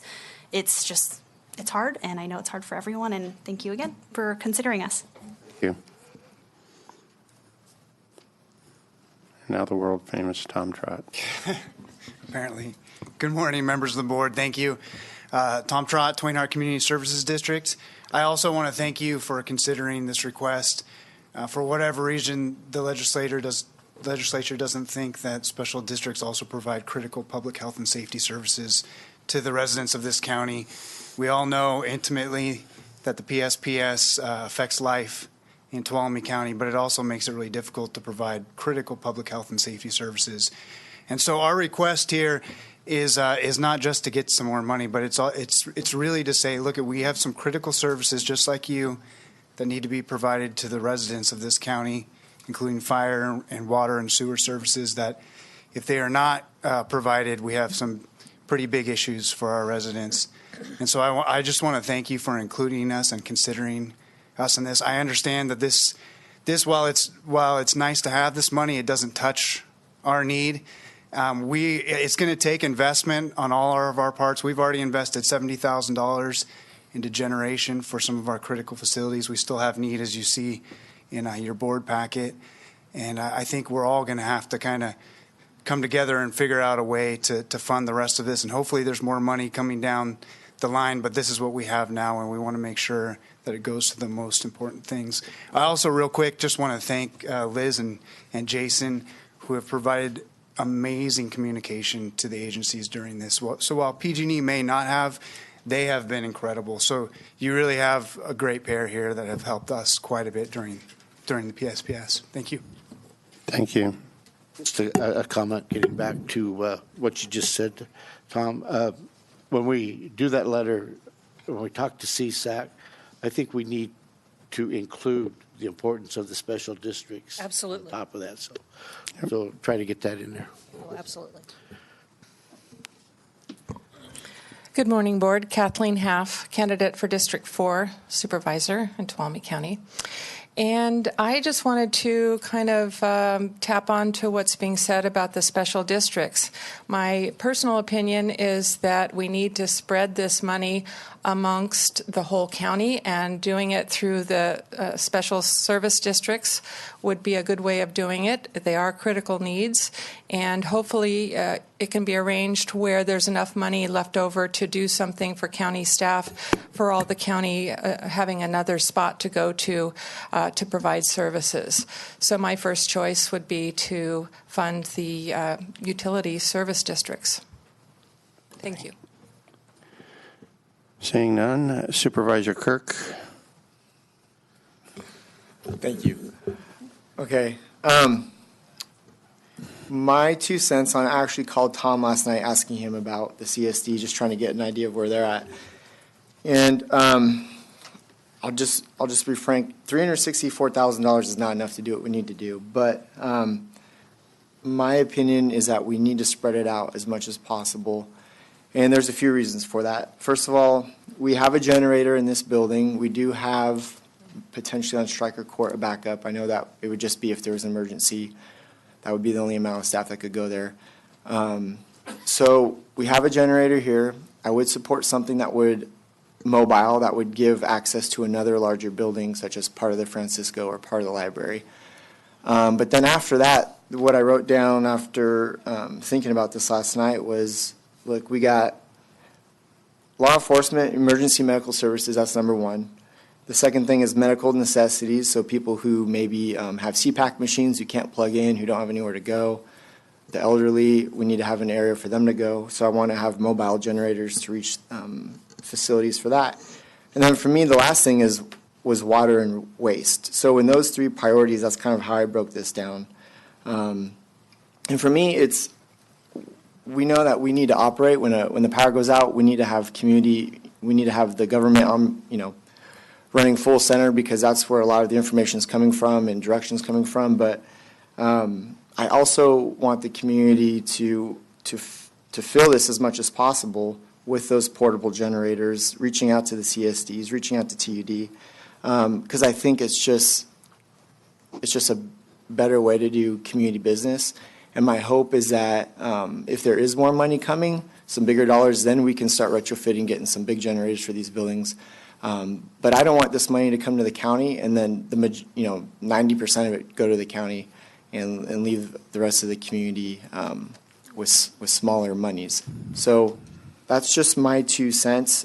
So if I had it broken down, like I said, a large mobile generator that could access an additional building if this power went out here, or like the library, and then the rest of it I would rather see dispersed throughout the CSDs to make sure that we're providing water and waste, because like she said, if we don't want to have a waste issue on our hands and people got to drink water. So that's kind of how I prioritize it in my mind. And I know you guys have already kind of gone back and forth with discussion, but for me it's more about I don't want the county to suck up all this money. I'd rather see it dispersed more throughout the community and districts. That's my 2 cents. So I'm going to need a motion to accept the unanticipated revenue. I think. So move. Second. Okay, I've got a motion and a second. Before I take a vote on that, well, I'll go ahead and take a vote on it. All those. So have we still? I'm planning. Okay. We're just taking in the money, okay? I'm planning on talking about staff recommendation to staff here in a second. So with that in mind, all those in favor signify by saying aye. Aye. Opposed? Abstain. Okay, so we've accepted the $364,083. Staff recommendation, or recommendation to staff. I would like to see maybe 2 or 3 options, okay, based on the comments that you've heard from the various supervisors, the members of the public, and come back with how we're going to actually give us the opportunity to decide how we're going to actually spend that. Do you have enough information from what you've heard to do that? So what we've heard, sorry, I just want to make sure I clarify and make sure you want us to look at mobile generators and the cost of those mobile generators. We don't have direction on what you want to give to CSDs, if any, and we don't know exactly. But what I'm hearing is mobile generators and IT is what I heard. Here's what I would recommend is you come back with a recommendation, because I heard some people concerned with that. Recommendation with the ANF building, and then how we might spend the rest of the money to include CSDs. I would do a recommendation without the ANF building, okay, and what that would allow us to do with the CSDs and maybe some of our other county facilities that have been brought up to include the senior center, animal control, and those kinds of things. In other words, one option would be one big ticket item and a bunch of little ticket items. The other option would be maybe a more moderate ticket items and how that might spread around. Okay? Can I just add one thing? So can we prioritize finding a solution for maintaining the Ann Francisco building during a power outage?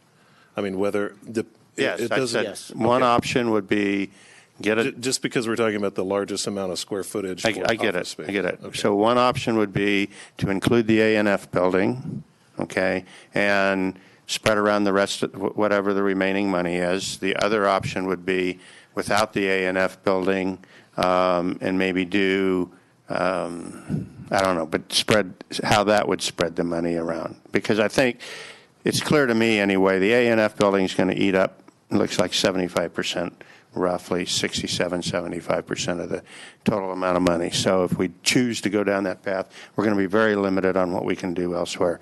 So I would have those two options. Is that? That's fine. And all of the discussion about including some money into the districts, that's fine. But again, public safety is the priority, and I think we can look at some of the service district stuff as also a public safety issue with the water and sewer. So, okay. So, Supervisor Brennan. Yes, and I'm also asking that this board give consensus to to create the letter with assistance from you and I to present to CSAC and RCRC. I agree with that. Okay. I think we already agreed. Carl, just so the board knows something I didn't share, part of the reasoning behind, I think, a large mobile unit is if, like we just had a week or two ago, where the larger, 108 corridor went out, but then down here didn't. If we had mobile units, we could potentially be strategic with, placing them. So I get it. Okay. Are we good, staff? Thank you. And we are going to recess for 10 minutes. We'll be back for we'll reset the clocks, and we'll be back for our 10:30 appointment.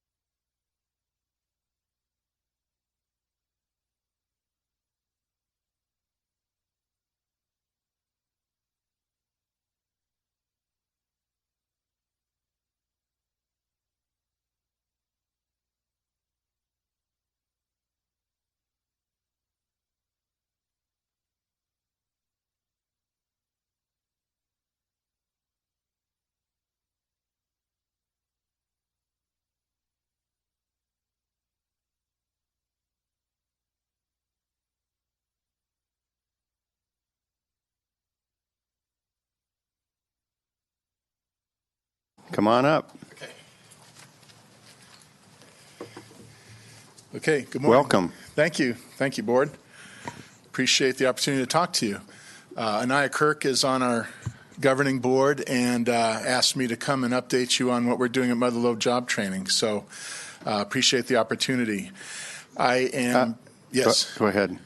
David Taney. There you go. Executive Director. Were you going to ask me to identify myself? Yeah. Okay. Yeah, I can't force you to, but I thought you'd probably like to know who's talking to him. Okay, so I'm going to give an overview of our agency, brief overview for those of you who don't know what we do, and then talk about some specific initiatives. Can everybody hear me okay? All right. So our mission, let's go to this next slide. Who's my slide person? He's coming. All right. Oh, thanks. So our mission is to provide employers with skilled workers they need to compete, and also to help job seekers gain the skills so that they can get jobs that'll provide a family-sustaining wage. So we really have two different clients. We have businesses and we have job seekers, and we serve both. And we do that through close partnerships with the other agencies and business and community-based organizations in the area. So I'll talk about that a little bit later. Okay. We serve 4 counties, approximately 5,200 square miles, 158,000 residents. Now, in Tuolumne County, I've got approximately 55,000 residents. I don't know what your latest number is, but that's how many we serve in Tuolumne County. But overall, 158,000. Of the 158,000, 67,000 are in the workforce. So not everybody is looking for a job. Some people are retired up here. Others just aren't looking. And so within Tuolumne County, 22,000 out of the 55,000 are in the workforce, in the labor force, I should say. And our unemployment rates are pretty low right now, approximately 3%. And it doesn't mean there aren't jobs and that there aren't people looking for jobs, but it's certainly better than we were a couple years ago. We have approximately 7,700 businesses across our region, 2,600 in this county, and they tend to be small businesses. As you know, well over 90% have 20 or less employees. So we tailor our services largely to smaller employers. Rural communities, aging population, stagnant economy. You all know what I'm talking about here. So we look at workforce development as a way to not only help people find jobs, but if businesses are finding the workforce they need, then that stimulates the economy, and we work with the local economic development directors to be a critical cog in their strategy to get a boost in the economy. Okay. So basically what we do is, first thing is we bring money in from outside. We're not just taking the same $20 bill and moving it around the county. We bring in federal and state grant money. Largely. We convene industry. So we go out and we talk to business individually and also at large about what their needs are. What are their in-demand occupations? What are the critical skills required for those occupations? What trouble are you having filling those positions? And so we identify the skill gaps from where our current population is to where they need to be, and we fill those gaps through a variety of different means, through training, work experience, and education. So we broker solutions based on the demand from business, and we do that largely with partners as well. Rebecca Espino is here, Deputy Director for Department of Social Services, and we work closely with that agency within the county.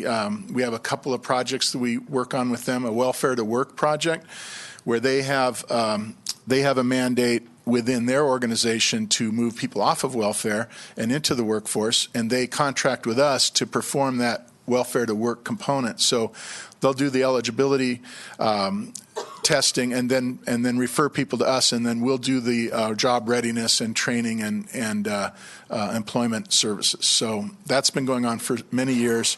We also have a new contract right now with them regarding CalFresh. The county had not been participating largely in the CalFresh employment and training initiative, and so we've partnered with Rebecca's organization to perform, again, the employment and training component of the CalFresh kind of, job readiness program. And so that's something we just signed a contract, and we're going to be factoring that into a couple of our grants that we're running. I'll talk about that a little bit more later also. Okay. So what we are trying to do, unlike maybe in the past, we're more focused just on the job seekers coming in and serving them. We're being demand driven now. Just like any good business, we understand what our clients need. So businesses are the employers. They're the ones that hire people. We spend a lot of time understanding those business needs and quantifying those and qualifying them, and then tailoring our program accordingly. So that's the goal of what we're doing. On our Workforce Development Board, we have over 50% are from business and from the key sectors in our area. So we're getting input directly from them. An example of that, and I'll talk about one specific initiative, is the Motherlode Healthcare Industry Partnership. And it's something we just launched in conjunction with in the 4 counties to look at a regional approach to local solutions. We have 4 hospitals in our 4 counties: John C. Fremont, there's Sutter Amador up in Amador County, Mark Twain in Calaveras, and then, of course, we have Adventist Health Sonora. So each hospital in our service area has been struggling with how to find the staff they're looking for, the skilled workers. But it's difficult to do with 4 separate small hospitals, where if we can look at things regionally, because there's also commute patterns between the counties. Some people live here and they work in Calaveras and vice versa, and Mariposa. So we're looking at things regionally now. It's an industry-driven partnership. We had our first meeting at Adventist Health Sonora. There's a picture of the group there. So we had CEO-level representation from all 4 of the hospitals. Several other healthcare providers in the area were there as well. And so we're creating a fabric of the healthcare industry so that they can tell us collectively what their needs are, so that I don't have to go from door to door and try to ascertain. They're going to reach a consensus on what their needs are and then communicate to us so that we can tailor our services accordingly. So there's several committees that have come out of that, but the Workforce Capacity Committee is the one that we're going to pay the most attention to. The college is also involved, because then they can, whatever jobs are in demand, they will customize their curriculum accordingly. There was a dual enrollment program in the high schools that had run out of funding, and that's something that they want to get going again, because certified nursing assistants were coming out of that program, and Adventist Health Sonora was hiring 8 out of every 10 that came out of that program, and it keeps our local people local and gives them a chance to start their training before they leave high school and they're in the wind. So we're looking to resurrect that program as well. Okay, next. Could I ask just one Yes. question on that program? What funds would you need to start that? So there's funding from the college and from the high school, both. It's the high school that lost their funding, and I don't know the answer to that, Okay. Supervisor Gray. So I can find out, though. I'll find out what. It would be interesting to see what that amount, maybe there's a way to find that. Because there was an interest on the pull side, but on the push side, they ran out of money. It got reallocated. So I'll find out what the numbers are and how to get that started up again. Thank you. Okay. So the top industry sectors, just so you know what we're targeting, and it's not necessarily by the size of the sector. There's a lot of variables that play into it. If you look at something that is large, high-paying, growing, that would be the healthcare sector. And that's probably our biggest one. Public sector is also a large sector, but it's one that we haven't targeted of late, although we do work opportunistically with the public sector. From an economic development standpoint, we're not necessarily trying to grow the public sector, but there are a lot of needs. It's the largest employer in our area by far is public sector. It eclipses private business. But we also have some that we're targeting strategically, and I work with the various economic development directors, like manufacturing. We want to have some more clean, high-tech manufacturing up in our area. We have some already up here, up along the Longeway high-tech corridor and others. We have high-tech businesses up here. We could have more. We don't have a lot of the infrastructure to build Teslas and airplanes, but we have the ability to do high-tech manufacturing and clean manufacturing. So we're targeting that, not so much of where it is now, but where we would like to take it if we could provide the adequate workforce. Construction is one also that is cyclical, but certainly when construction is running high, we want to make sure we can provide the workforce for that. Tourism and hospitality is the other big one. Not necessarily as high paying as healthcare, but certainly in quantities of people, there's a lot in that industry.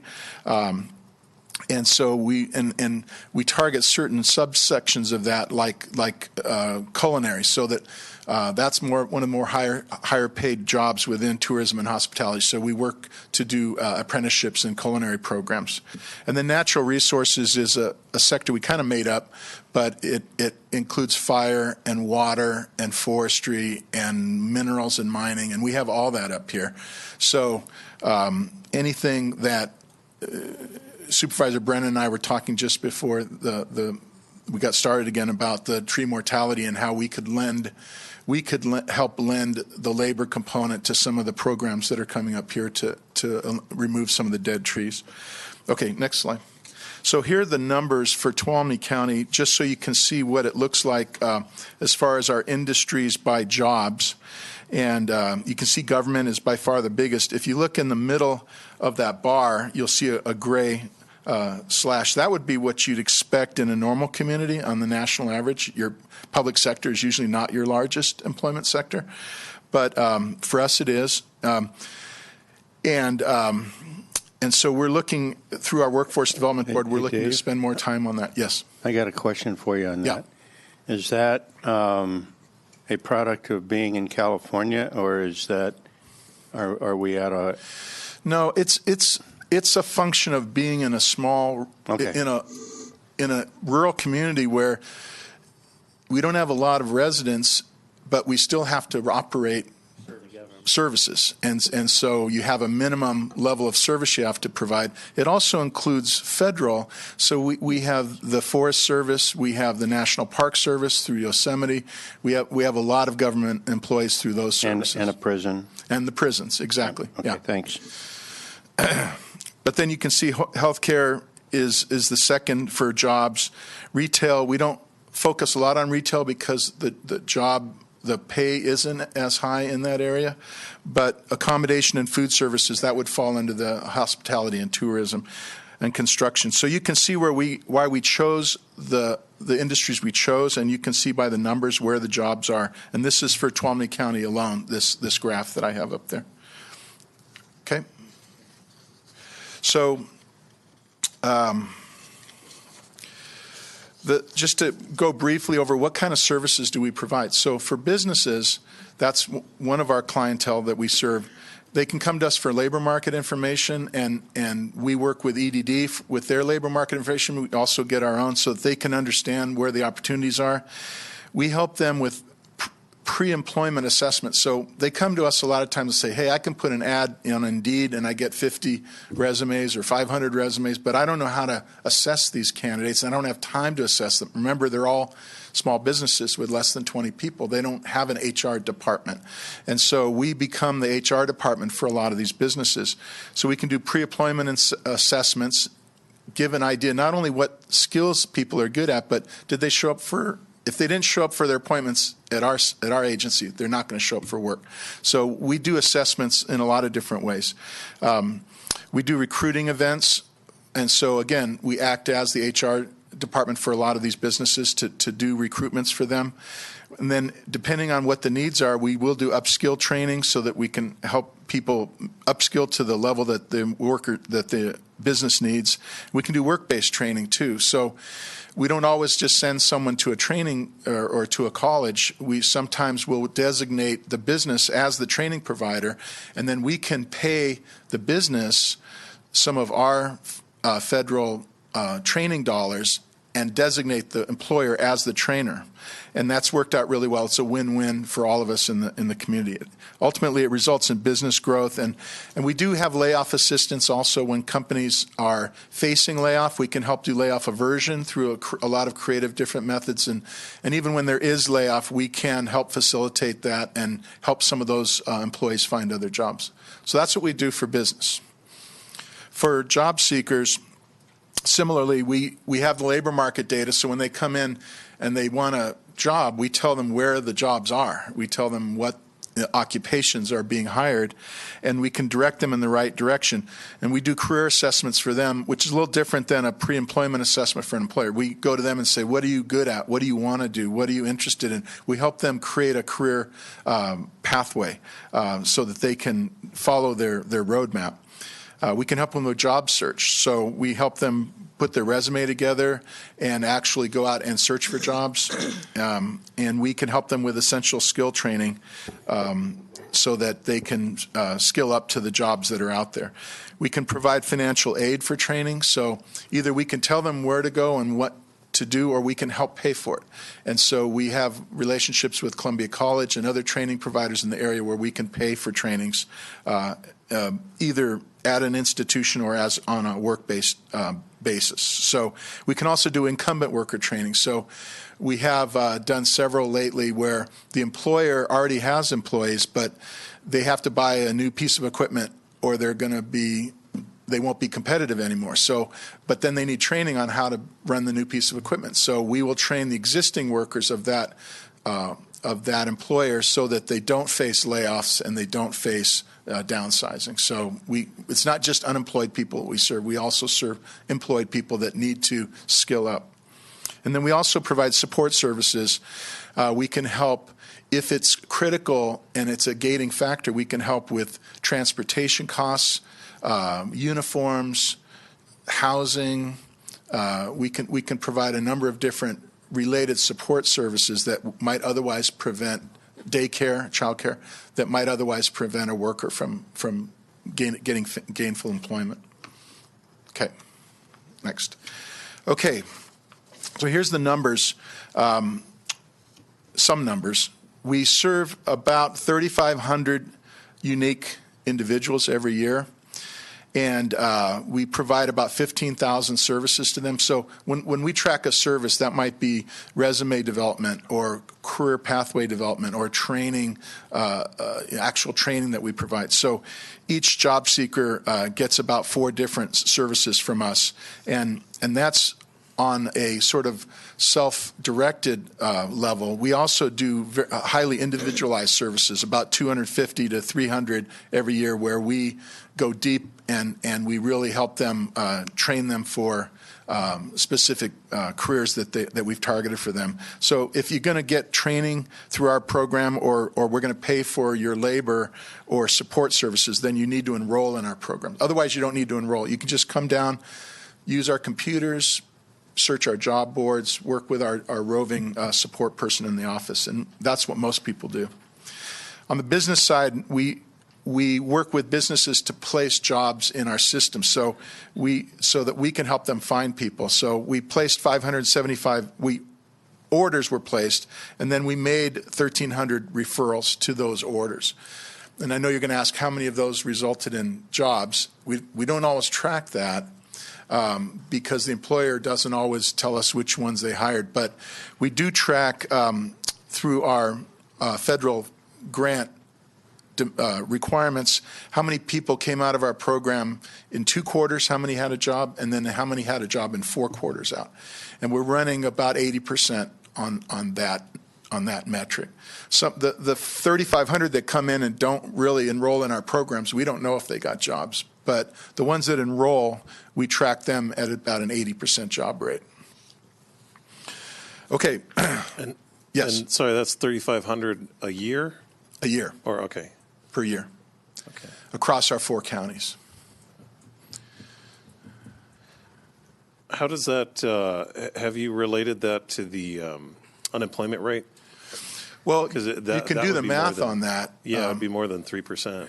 It's more than the unemployed, the number of unemployed. Yeah. But some people come see us when they're not unemployed and they want to better their situation. I see. But yeah, let's say we have 50,000 unemployed. I mean, you have 50,000 with a 3% unemployment rate. So you've got 1,500 to 2,000 people unemployed, and we're serving 3,500. Yeah.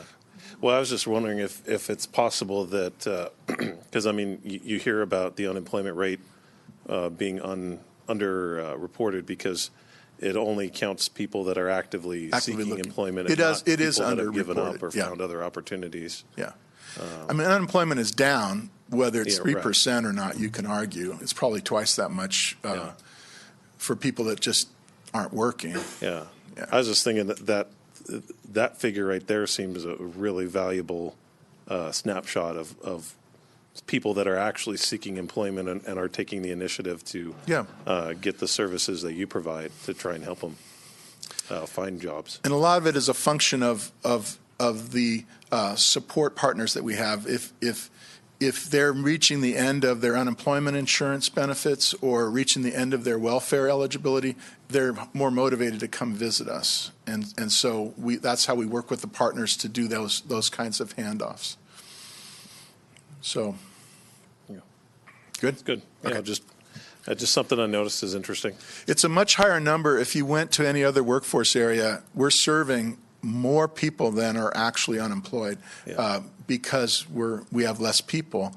But if you went to LA County, they're not serving an equivalent number of their unemployed. They have 10 million people down there. So they just try to chip away and do things systematically. We're hands-on and we have quite a comprehensive coverage. Yeah, that's great.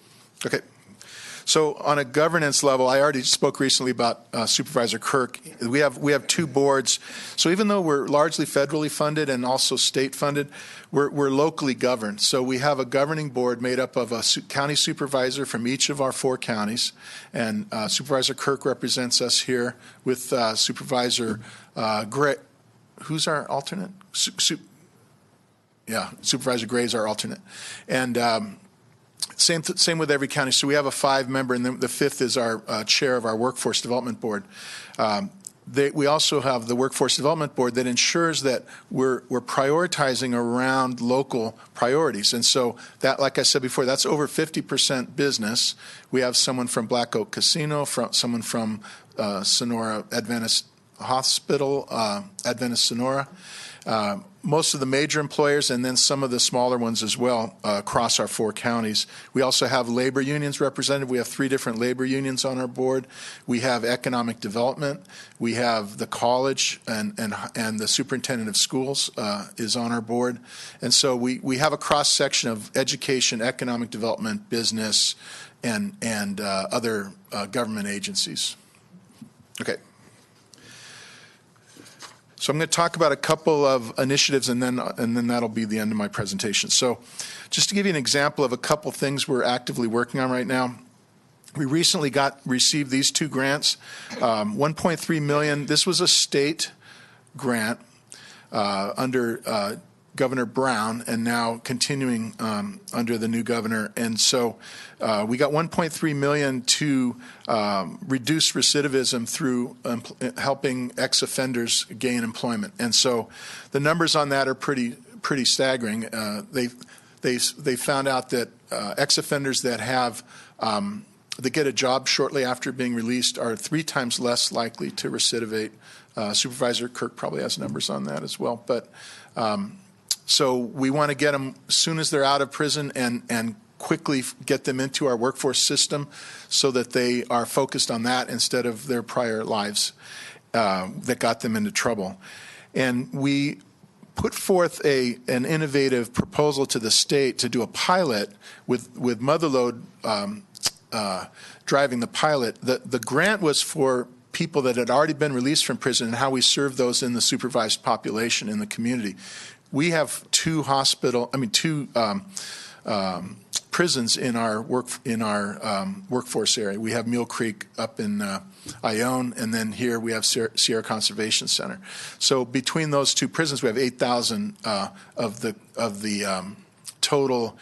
I think is 130,000 state prisoners. So we have quite a large number here, and so we kind of responded to the grant on a continuum of service proposal where we'll serve the prison population pre-release. We'll go into the prisons and actually put a CalJobs system in there that is our system for helping find jobs. Also, we're going to make a video that we can run in the prison to educate that captive audience. When you get out, there is a workforce development system, and you should go seek it out. And so we're going to be doing this CalJobs and the video as a pilot that, if adopted, will be run through all the different prisons throughout the entire state.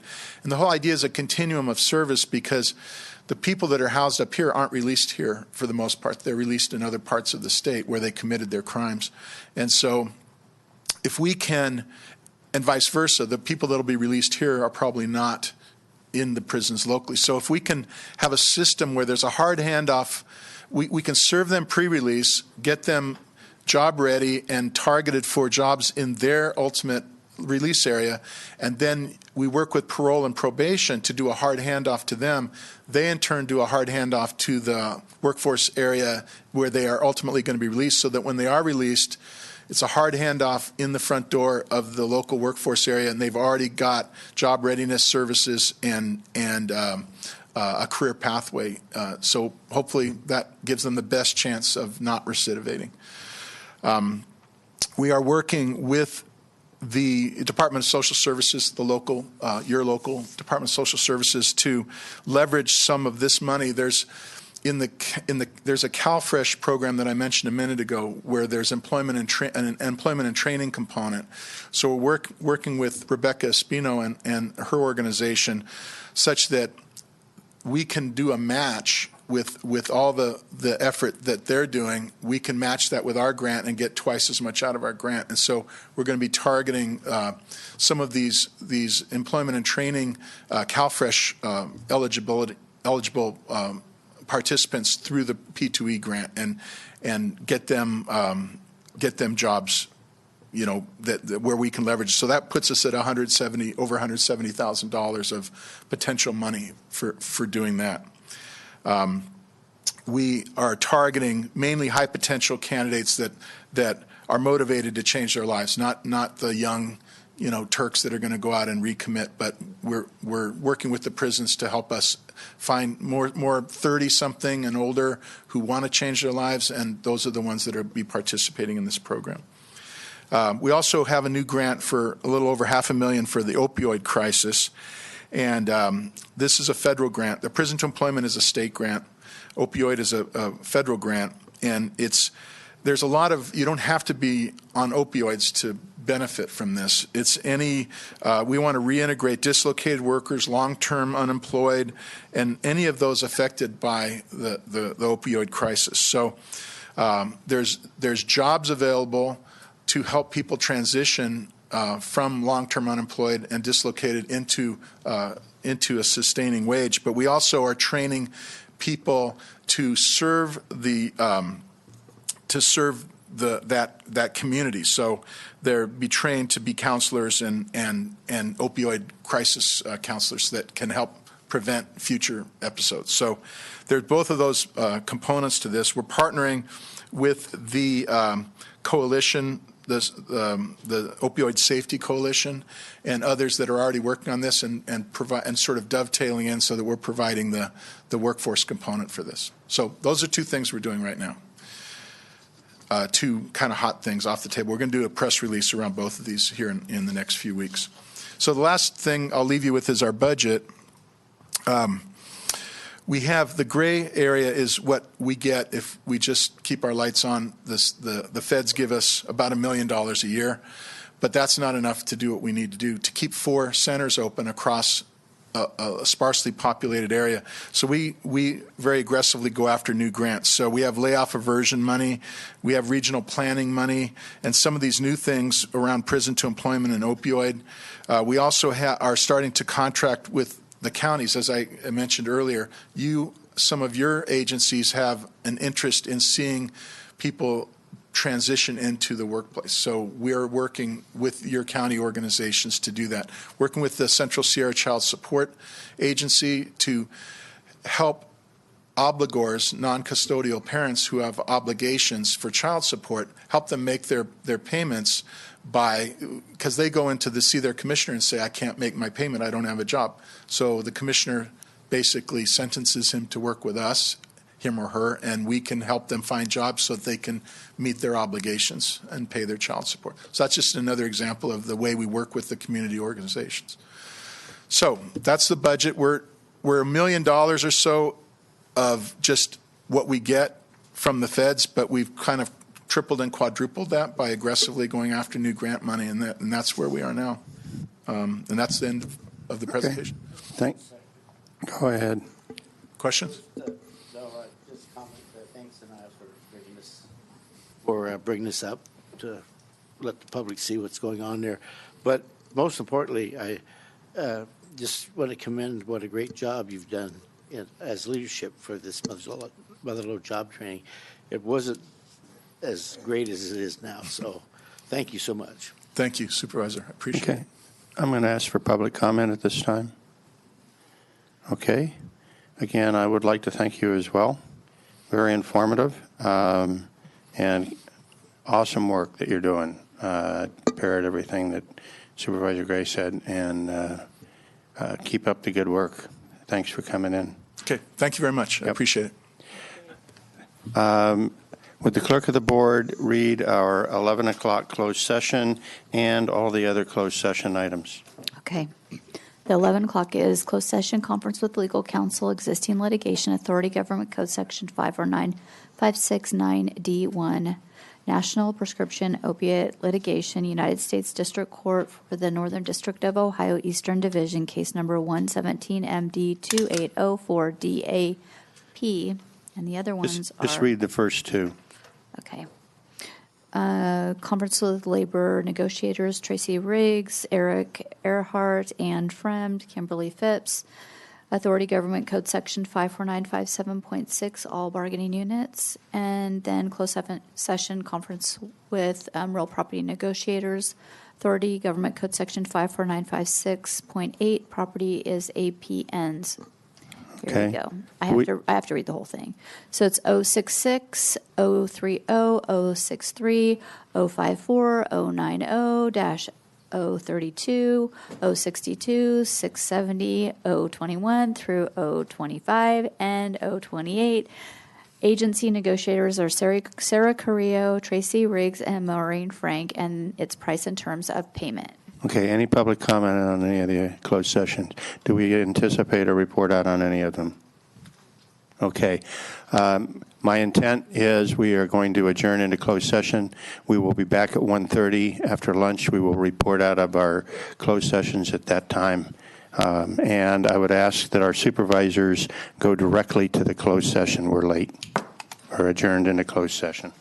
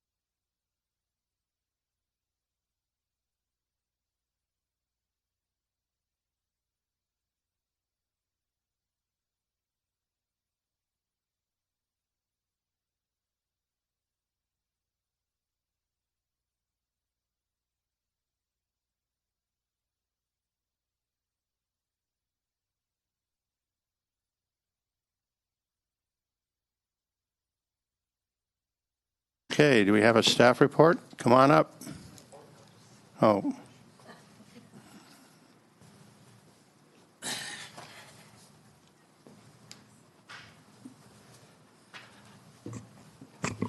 Jason Terry, County Administrator's Office. Good afternoon. We have here Kathy Peacock to provide a presentation on the Commission on Aging, the biannual presentation on the Commission on Aging's goals. So that's about the extent of my prepared remarks. Kathy, would you like to?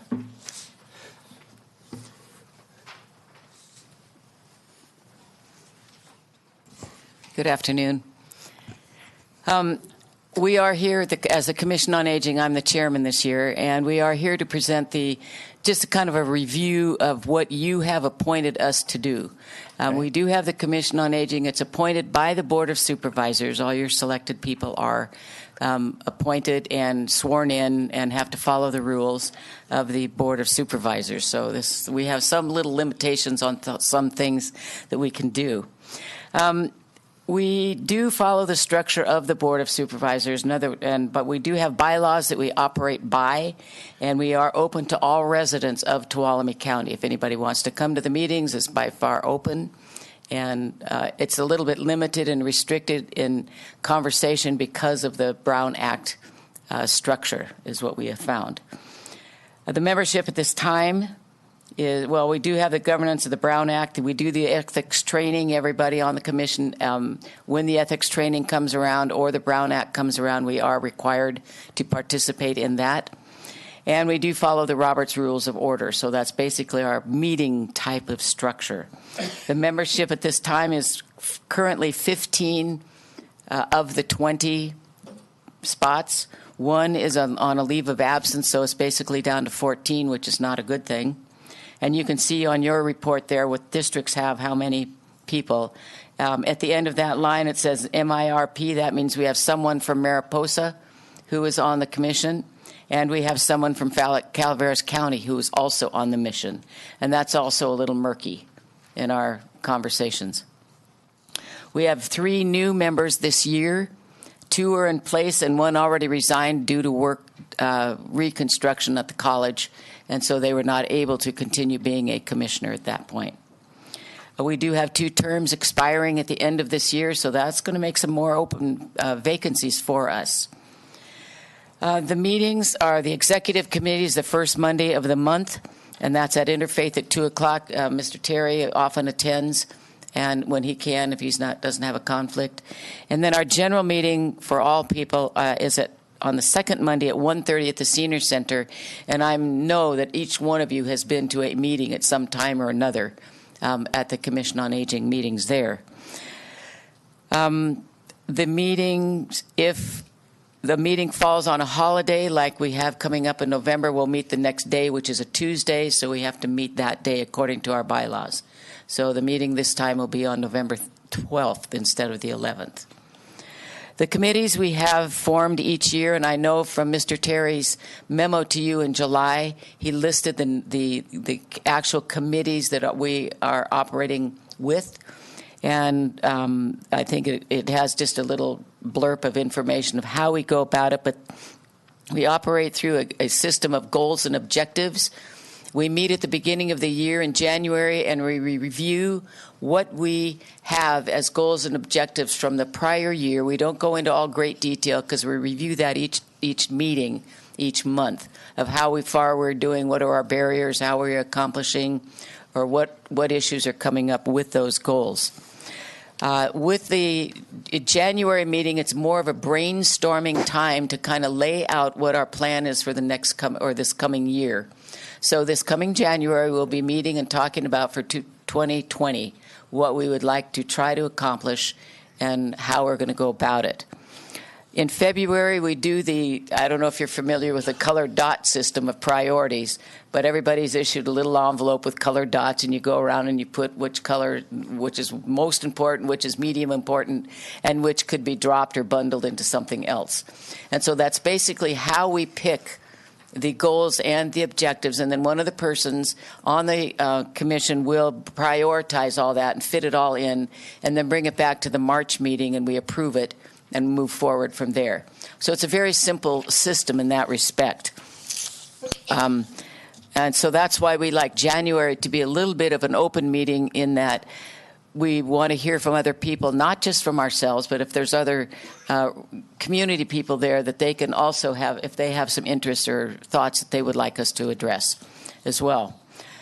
But for today, I'm not going to go into detail to all the objectives and how we did and what happened and all of this, because I think you get those on the monthly notes that come through, and I think they're posted somewhere. So today I would rather go through a SWOT presentation, the SWOT, the strength, weakness, opportunity, and threats for this commission, just for your knowledge and awareness of how we do function, what goes on, what's good, what's bad, what's the ugly, and what can we do better. So with that, the strengths you can see are listed there. The excellent cross-section of the community commissioners. We feel everybody works very well together and has good ideas and represents a good cross-section of the community in which they belong, or their district, or their civic groups that they're involved in. The members are very respectful when we do have differences of opinions. There's no disrespect there, at least noticed, put it that way. We do work very well on committees and with events. We have a wide array of community contacts through our commissioners, and our resources are very good. If we have a question that we need to research or bring attention to the commission, we can invite people to come and further enlighten us if we need to. Our abilities to achieve the work at hand always seems to work pretty well. We are supported well by the Tuolumne County departments, such as the Social Services Department, the Health Department that comes, Area 12, not Area 12, but some of the other ones who come. Mental health comes occasionally. And so they do support our information or activity or questions or anything else that we do have. And we do have an elected official that goes to Sacramento State, California, the State of California Senior Senate. One of our commission members is on that elected position for the State of California. So that's quite a nice thing for our little rural community to have that ability to know what's at hand, what's going on, and have a little firsthand input and information. Our weaknesses, which we'd never like to talk about, but we do have to, and we like to kind of really do our own self-assessment. We do have 5 vacancies, and that's not a good thing. We should have more, we should have that right to the brim at 20. So we're going to have to, that's a weakness that we do have. The open and spontaneous conversations on specific topics can be hindered by the Brown Act rules. Sometimes when people have something urgent, or a person in the community, we always have a 2-minute limit, or you can't really have a conversation and you can't do it outside. So we have to go through this process, and that limits the spontaneity or the authenticity of a concern in time. So we try to address it, but sometimes we don't. And so I think we have discussed it, and we feel that it is somewhat of a weakness. Doesn't mean it can't be done, it's just a weakness. Sometimes we're unsure of the board's position or what they want of us or what their expectations are. It would be helpful if you had some general thought what you would like us to do. Yes, we are on the Commission on Aging, and yes, we look at the community for aging issues, but we don't know what your future thoughts are about this aging community up here. What would you like us to address down the road? That's sort of a weakness for us. We don't know, so we kind of operate on our own goals and objectives. The leadership training, Leadership Tuolumne County Seniors was a program that was here, and it was a very good one, and it went around, and we taught, Carlton Penwell kind of set that up and had that going for a couple of years, and it has since faded, and so we don't know what the future of that's going to be, if it's going to ever continue or not. And then we often lack community interest or participation. So we don't always get the best of information from the community for us to talk over or try to figure out. So those are just some of the weaknesses, none of which can't be remedied, but they are weaknesses at this point. Our opportunities are that we do have 5 openings, and we could have 5 new people on the commission. We do have a better opportunity for better attendance by the community. or for more community input. We just have to work on that. So our board needs to kind of look at that as an opportunity down the road, particularly for our aging type of population, whether it means going out or inviting them in or going to certain places, that sort of thing. We do have partnering and supporting opportunities with other groups. And we've done that a couple of times with surveys or education systems, or assisting at health fair with like Everbridge education or information and things like that. So that's okay. And we do have the opportunities to attend other community events, meetings, committees, whatever. And so we are trying to kind of gather that and get it more rounded, and so what we know what's out there.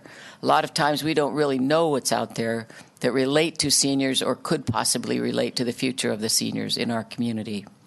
And our threats, we had to look at that as well, is if we don't have community input or community participation, we're just going to be operating unto ourselves. And that's not a good thing with the community advisory group. So we really do seek that kind of, to eliminate that kind of a threat. Failure of our community, of our committee work. If our committees don't have enough people on them to do the work or to look at things or to do the research, we may not get the committee work done. And that could be a threat, which means, you know, it just wouldn't happen, which is not a good thing. We do not want to become apathetic on issues, and sometimes that can happen when we cannot have those spontaneous conversations, or we hear something and we don't respond to it. So I think any time now we're going to have to look at when someone comes and brings something to the attention of the commission, that we need to acknowledge that, not just in person but in writing, that we will put it into a committee hopper and go from there with it and see if we can work something through. And thank you very much for your input. We do appreciate that. We've never done that. So I think we would like to do something like that to make sure that the community knows that we do appreciate their concerns. And we could have the problem of not listening to the community, but keeping it only what we want to do or what we want to know or what we think, rather than what's out there in the community, the changing things going on in the community as they happen. I think a year ago or so, we really got kind of hit with the awareness of the homeless seniors in the community and what was happening to them. We were talking about homeless in general, but there's a whole different aspect of the homeless seniors out there, and grandparenting, taking on the grandchildren, or the opioid issues. Well, how does that affect the seniors? Are we listening? Are we doing the research on that? Well, if we don't do it, we're going to be behind the 8 ball in kind of looking at the community, not only for now, but in the future for the growing senior population, apparently. So in the conclusion, I mean, I'd just like to summarize that the commission does function well. I think Anaya and everybody that's been there has seen it in action, and I've not gotten feedback that it has not done well, except one time when the whole crew marched in and let us know we couldn't do certain things, and that was a little scary when that happened. But it was good. We got the feedback, and that was all right, so we changed that. We do have the ability and the desire to engage the senior population, you know, to look at the future and not just think about the here and now. You know, we talk about the homeowners insurance. They're getting it passed on to the seniors who can't pay their rent, who are going to be evicted, who are going to be the seniors that are homeless.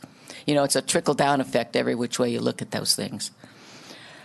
And we cannot fail to address or notice the community changes, and that's just kind of what we've been talking about. So in 2019, although we did have the goals and the objectives, we did address a few other aspects that came up, and that's on page 3, almost at the end. We did research the readiness for disaster preparedness, and we did help in some instances in presenting that with Area 12. We partnered up with them and did some presentation work with them. We also helped with the Everbridge. We also did the PIT survey, and we also have done the marijuana survey. Do seniors use marijuana kind of thing? You know, we got some information from that. We have become more aware of the effect on seniors with the opioid crisis, and I can tell you factually from Interfaith's perspective, when I talk to some of the seniors there that are not able to get their medications, not only do they not have, they'll get other things and then they'll sell them so they can eat. Those kind of things, and I don't think that's limited just to the senior population, but it is an effect out there that happens. And the seniors get caught with their low income, with the fixed incomes often that they have, and they've been used to the opioids in some manner or another to get themselves through things. Now they don't have that, and they have to find a doctor, they have to go through everything, and it's really a burden to them, and they just give up. So that's just a simple little thing that we have to listen to out there in the community. We talked about and tackled and had a speaker about the home insurance business and how that's affecting people and the seniors. Again, the landlords tend to pass the expense on to the renters, and the renters cannot afford it because they are on that $945 a month income. And then you add keep adding things onto it. They can't afford it. So they don't know where to go because there's housing is rough up here. They don't know what to do about it, so they go live in their cars and fade away. And that's not okay in this community. I think we have a little bit better caring community than that.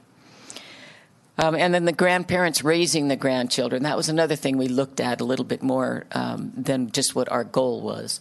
And that was, how is that affecting our grandparents in this community that are already on limited incomes or already do have problems or are already single grandparents? And why is that happening? What are we not doing or helping with the parents that should be taking care of these children or not able to?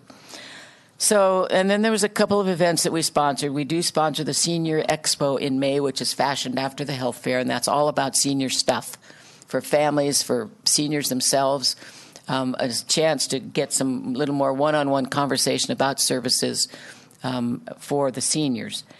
We do have the Centenarian Luncheon, and it is coming up this Thursday. We've had to move it, and some people are not able to make it, but if you are able to make it, we love it, and they love it.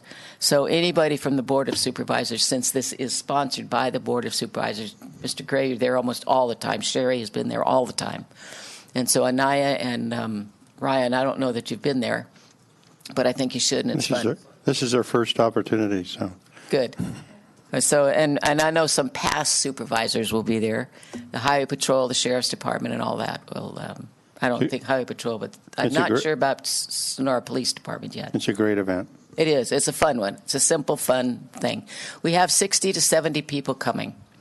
So your help would be appreciated and be greatly felt very nicely. And also, we like it when you hand out the certificates. That makes them feel like they're kind of someone in the scheme of things.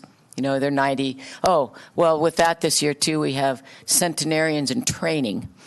And these are people who did not understand the news article or the information about it. And they're 90 years old up to 95 who are coming, and so they're in training. So they'll get a little in-training certificate as well as all the others that are 96, 97, and so on. And our oldest is 106. Wow. Well, I believe we have 6 people that are over 100 years old that we're aware of. So that's pretty interesting for this size of a community.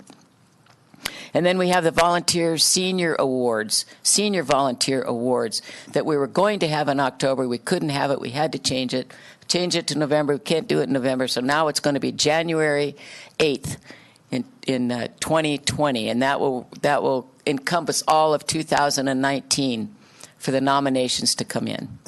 So from your districts, from people you know, if you have anybody that you would like to nominate, please just let me know. We can do it over the phone. I could do it through a form or anything like that, whatever you'd like to do, just so those people that you acknowledge will be community-wide acknowledged. And we would, again, welcome you at any meeting. We are always hoping that the community people will come, and so if there's people in your district who have indicated any kind of an interest, invite them or encourage them to attend. That would be great.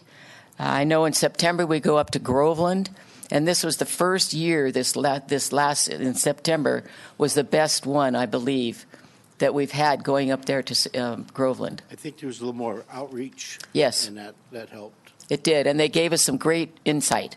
And so it was very, very good. So if we need to go other places for meetings, we can. So that'd be good. And with that, I thank you for this time. I know it's not on the scale of high importance on all the business that you do, but you should know what's going on. And I I don't know if you really, really want to look at the goals and objectives, that's fine. We'll be happy to send that to you, or you can live with this. So, wonderful presentation. I really appreciate you coming and doing it. I'm going to disagree with you on one point, okay? And that it's not high on our priority list and all the things Okay. we do. It wouldn't seem like it to me so much, but I'm glad it is. Thank you. I think all 5 of us would agree that it is high on our priority list. And that's why we have the commission, okay? 2 of us are getting very senior. Yes. In fact, one of us, it won't be long until he's a centenarian in training. But well, if you come to the luncheon, then you'll know what it's like. Yeah. But just a perspective, we have commissions like this really to help us do our work, okay? And I think, it's for me, it's always a two-way street. So we need your input and everything, and you all do a really pretty good job of doing that. But anytime we're having a board agenda item that has a senior impact, if somebody's available and wants to come and give us that perspective, that's very, very helpful. Okay. But I always look at, like I said, as a two-way relationship. So I guess my question to you would be, how could the board help you do your job better? Well, just as I mentioned once, was just the idea of again, it is a two-way street. And what are you asking us to look into anything in particular? Is there something that's come up that we may not be aware of, but in your paperwork and that you're seeing a pattern of developing that? You hit all the ones that come to my mind. You talked about homeowners insurance, power outages, fire and emergency evacuations, opioid problems, and although I'm probably second in line to that centenarian in training. Honestly, my life circumstance doesn't just readily every day, day in and day out, put me in touch with the difficult issues that our seniors are having. So there's probably other things that are out there, but certainly you demonstrated a clear understanding of some of the things that we're dealing with and how they impact seniors helps us. So. Yeah, I think the committee as a whole has that understanding, and I think it's a good working group. It's one of the better working groups. I think that actually sets good goals, priorities, and then sticks to them and gets the work done. And that's appreciative. Thank you. It really is. So take that back with them. You guys do a great job. And I think this type of presentation and having it out to the public is important to have awareness that you do exist, the commission does exist, and there's an opportunity for the people that complain about things to get engaged and help with solutions, and I think that's a real important thing. Which part of that opportunity, I think, if you stretch that out a little bit more, is a little bit better PR that we could do. Yes. Okay. That we could actually promote something to that respect with the paper or the radio or anything like that. Yeah, I really think that's good. Or the low views, that type of thing. Right. And we did do that when, what was it, the magazine that Susie had? Living. Friends and Neighbors, right. We did that each month in the Friends and Neighbors magazine before. We had a little something in there. But we have not jumped on getting better at the PR part. So thank you for that, and I agree with you on that. Sherry, you were Yeah. jumping at the mic. Public announcement, probably on my mother load too. But I was thinking about your opportunities, and with those 5 vacancies, Kathy, if there is an industry or a representative that would help you in your conversations, when I've been there, Tyler from TCTC has been there, and so it's great. So if you think of an industry that you would like to have represented on your board, if you can, not today, but get that back to me, we'll look for someone that might fit in that, so that help those conversations. And then probably for me, and I think you guys are already doing it, but we don't want to miss something. Seniors came up this morning in the conversation on these power outages. So that's a population that we're really concerned, aware, want to make sure that we're doing what we can. And so again, if there's something specific. No, I think that's great. That would be important for us to hear that. And I think we learned a lot during this time, which we did not know ahead of time. And I know from Interfaith's perspective, I have a lot of the seniors that were caught in that. And I don't know how you're feeling or taking a lot of the comments, but some of the comments, there's a lot of blame all over the place rather than, well, I didn't have my oxygen. What am I supposed to do? Well, you check with your oxygen company and you see if they're going to give you a backup, which knowing the outages are coming. It's that kind of education. It's the constructive piece that I'm after. Yes. And where, food deliveries. Sure. Preparing, since we don't have that power. So just constructive pieces on what we can do better. With other groups as well. Sure. How that all meshes together. Okay. Any others? John, you had to come back. I'm going to speak at the Groveland Rotary on Thursday on a few items, and I will bring up Commission on Aging. Wonderful. And also we'll bring up the volunteer. Seniors, right. Seniors volunteer and that. But I'm going to pass this down to Tracy. It's something I took a photograph of. But this is, maybe we can make a copy of it and send it to the commission. I think this is something that for the senior aspect that you guys could work on.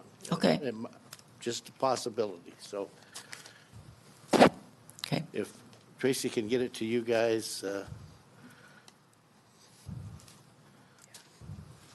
it might be a good project. Okay. Okay. 'Cause I'm not sure if we're going to get our local newspapers to do what the LA Times did with this article, but it's pretty basic, and I think it's great for seniors. Okay. Okay. Ryan, anybody else? Do you have some? Yeah. Thank you, as always, Kathy. Wonderful presentation. Yeah, and anybody that's seen my music collection has accused me of being a centenarian in training, too. So a lot of Duke Ellington in there. And so if I can get like an honorary in training.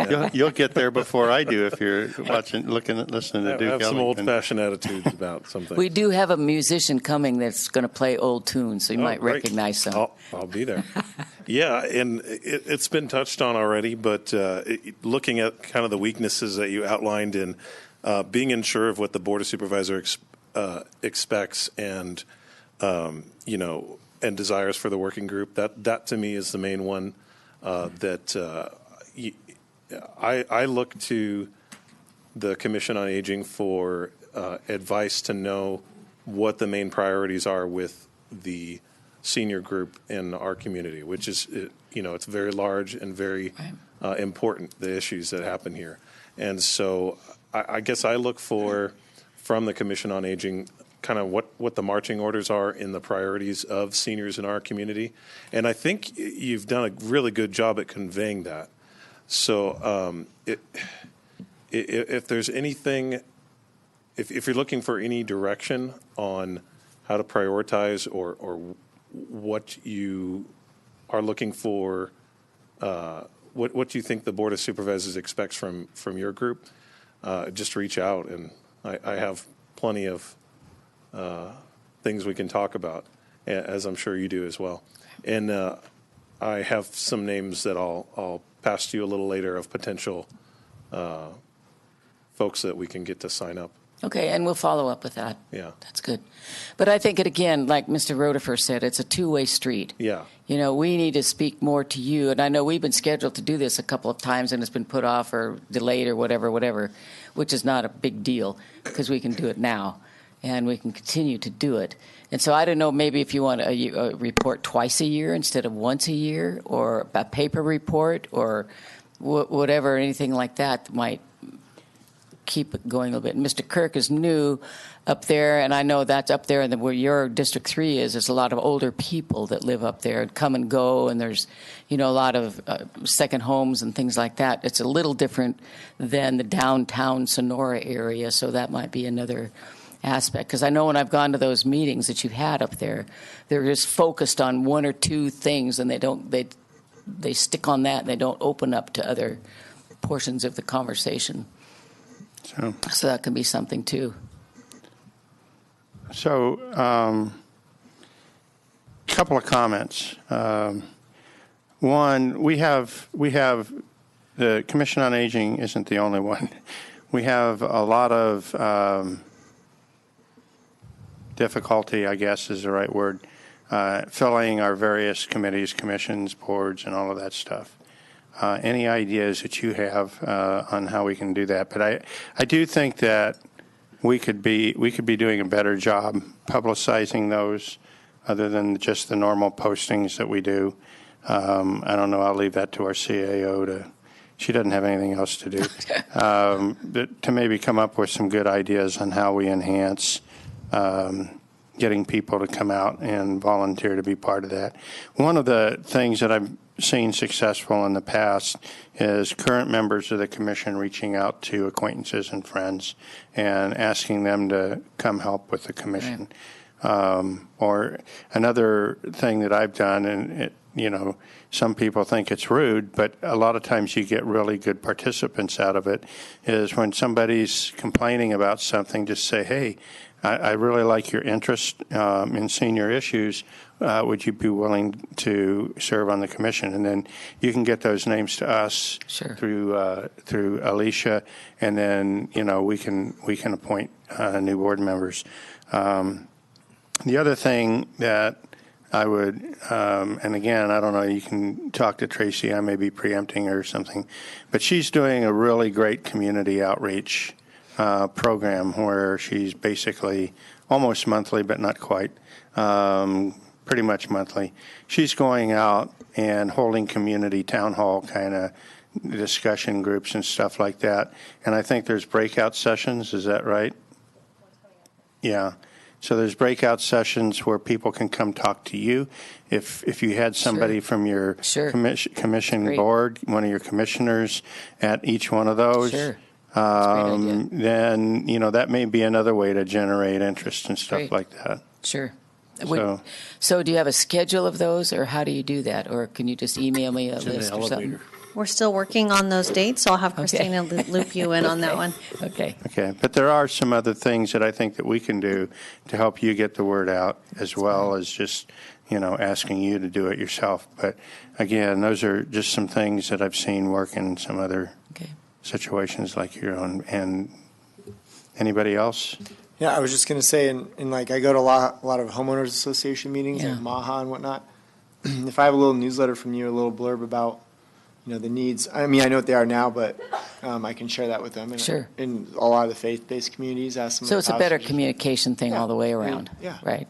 And I was just also going to say, some of our priorities, vulnerable populations, is on here. So it absolutely is. The majority of people in this community are in the wisdom age era. Yep. So.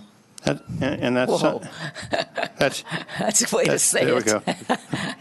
I'm going to remind him he said that. In a couple of years. But, and something else that you might just look at. I don't know. We might be able to help you with this.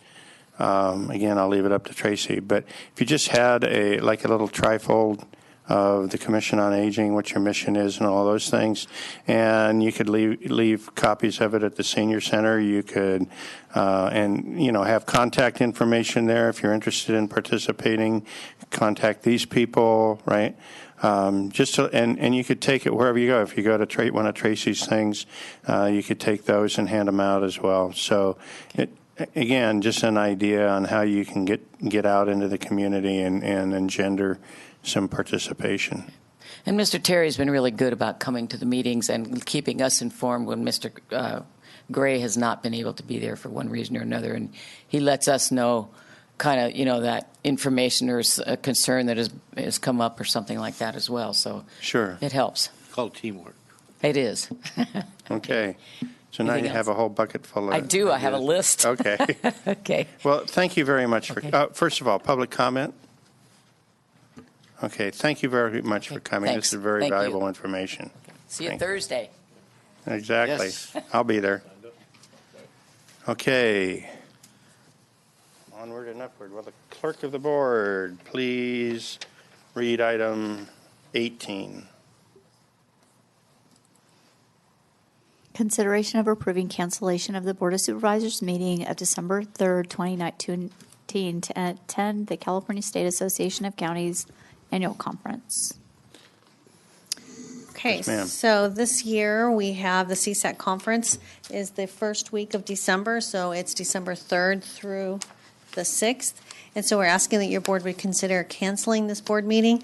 We will continue working with department heads. However, at this point, I don't feel that we need to schedule an additional meeting for that month, but we will continue working with them, and if should the need arise, I'll bring it to your attention. Okay. Just to clarify, you don't see a need for the additional meeting. We would Correct. still have the We would- meeting on the third Tuesday. Right, so we would cancel the one on the 3rd, yes, on the 3rd, and then we would keep the one on the 17th. And at this point, I don't see the need for an additional special meeting, but I will bring it to your attention Okay. if we feel that that arises. Okay. Any public comment? Okay, bring it back to the board. Can I get a motion? Second. Okay, motion by Supervisor Brennan, second by Supervisor Gray. All those in favor signify by saying aye. Aye. Opposed, abstained, 5-0. Okay, would the clerk of the board please read item number 19? This is consideration of approving an appointment to the California State Association of Counties Board of Directors for 2019-2020 year. Okay. This, I asked that this be put on based on a letter from CSAC asking us to appoint a board of director member and an alternate for next year, just for the board's information. Their year starts with the conference that we were talking about, starting on December 3rd through the 6th. And the board meeting is, I think this year is on the 5th. I can't remember. It's either the 5th or the morning of the 6th. In any case, we need to have a director for the board. Every county has a director position on the board. I am currently your director, and I'm not politicking one way or the other, but I am willing to serve another year. The alternate position right now is Supervisor Brennan. If I am asked to continue, I would recommend to the board that the alternate be someone other than Supervisor Brennan. I've talked to her about this. My rationale for that is she and I are covering 3 associations right now between the two of us. And I think that with me not continuing past the end of next year, it would be a good idea for us to get somebody at least transitioning into taking that position. So that's just my recommendation. Again, it is up to the board. I'm going to, before we start discussing it, I'm going to go ahead and open it up to public comment. Seeing none, I'll bring it back to the board to your desires. Yeah, I think that's a good plan. I'm not going to be here either, and we need to get. So I agreed with that also, and I wonder if Supervisor Kirk would be interested in filling the alternate position. Sign me up. Okay, then Do you need a motion? I need a motion for Unless both the primary and the alternate. I move Supervisor Rhoda for primary, alternate supervisor. What was your name, Kirk, again? I haven't seen you in a while. Second. And just so I'm clear, this is with the intent to move into, we'll have another discussion next year to who the alternate in. Yeah, it's primary will be. year to year, so. Yeah, and I think as an alternate, it's good to attend those Yeah, meetings it if is. you're not familiar with them. Get to know the officers. And just so the public knows, they have 4 board meetings a year, and 2 of them are by teleconference, okay?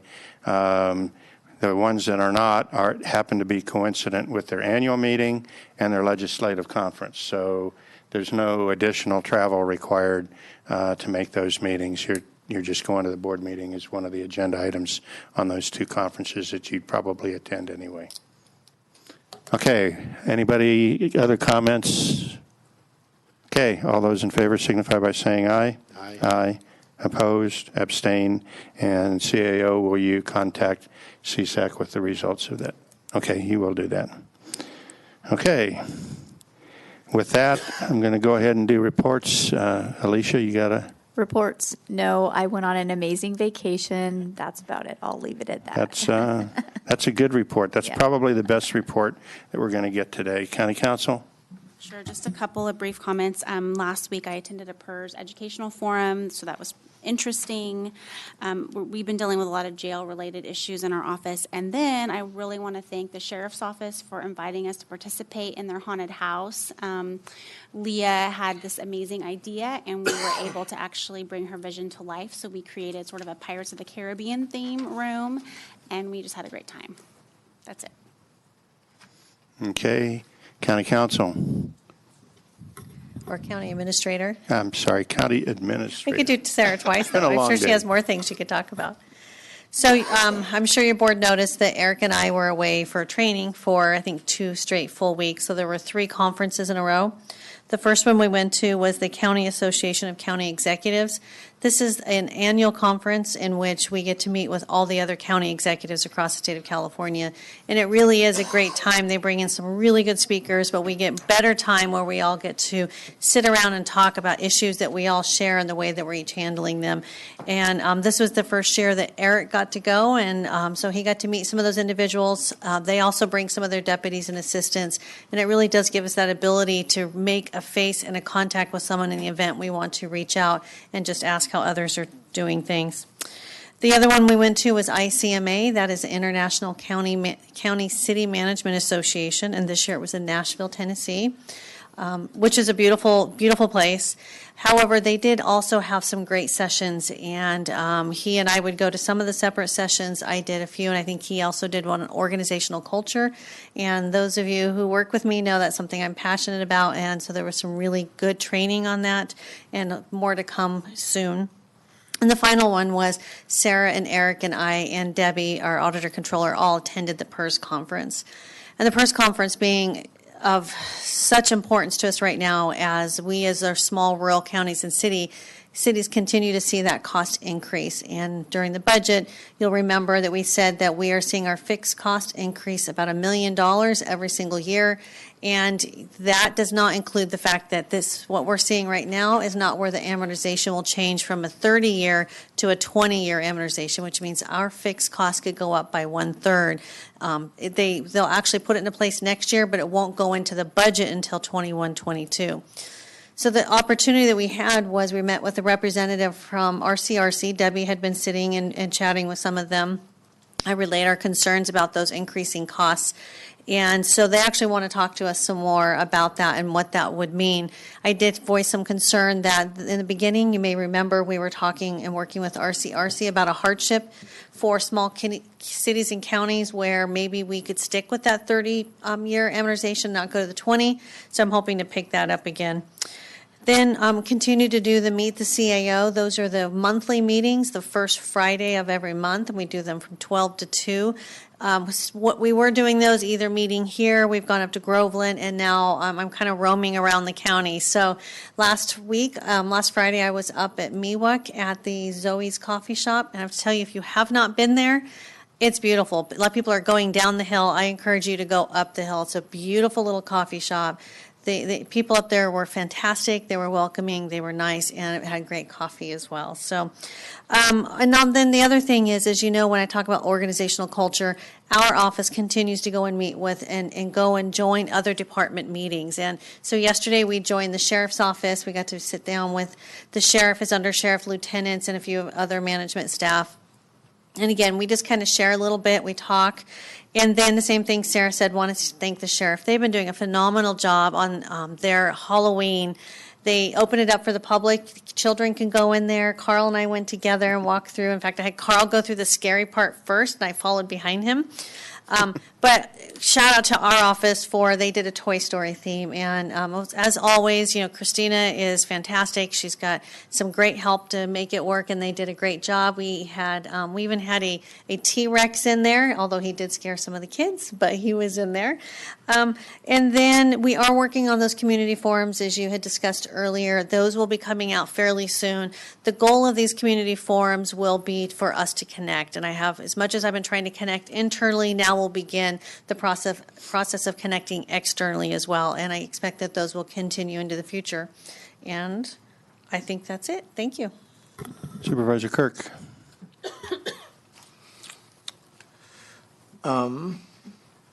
Lots of meetings. I spent a lot of time meeting with constituents up the hill with issues. Had a meeting with a department head about snow removal policy moving forward. Not policy, but just to make sure at the winter coming, and with waste management, with their services coming up this winter, to make sure maybe we had a better handle on it coming into the winter. Met with the Fire Safe Council. And I went out and met with a supervisor from Calaveras County, just to kind of stay afloat with the marijuana issue that they've been dealing with for the last few years. I'm just trying to stay up on it and understand what they're dealing with, and stay ahead of the curve on that. And other than that, I'll just keep it to that. Supervisor Campbell. Thank you, Mr. Chair. So committees have served on over these past, I guess, 3 weeks since our last meeting. Tuolumne County Transportation Council, Central Sierra Child Support Agency, and the Housing Loan Review Committee.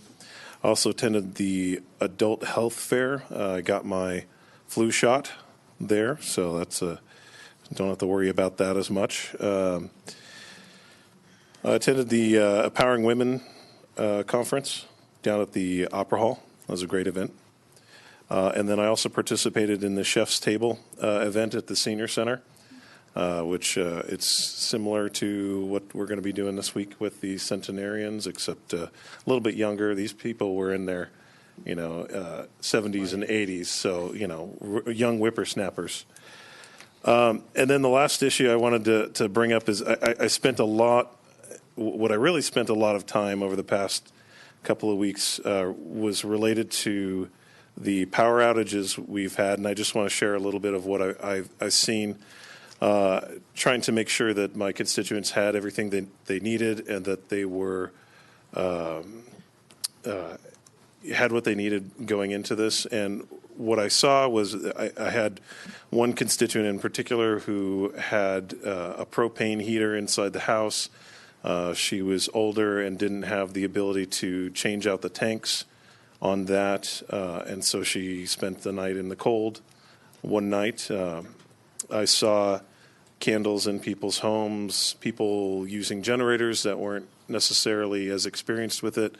We had a lot of generators stolen in my district. So that's one piece of advice. If you do have a generator, make sure it's chained down. I saw fireplaces being used when they weren't properly cleared, and when there was still dry brush and shrubbery around a lot of the homes. So I guess what I'm getting at with this is that and I don't want to labor the frustration about the power outages. I know we've all heard it before, but I saw so many things that I would consider of a much greater health and safety risk in our community as a result of the power outage than I would normally expect from just maintaining the power. We have to find, with PG&E, we have to find another solution to this because we dodged hundreds of bullets just from what I observed in my own personal experience over these past two events. So I'm hoping we can continue to work with PG&E and with Cal OES to find solutions. And I also want to thank county staff. They did not miss a beat in these outages. We had people working right here at this desk, making sure that services were provided, and that we were able to take care of our people. So that's my comments and what I observed. Okay, Supervisor Gray. Okay, so Supervisor Campbell mentioned TCTC.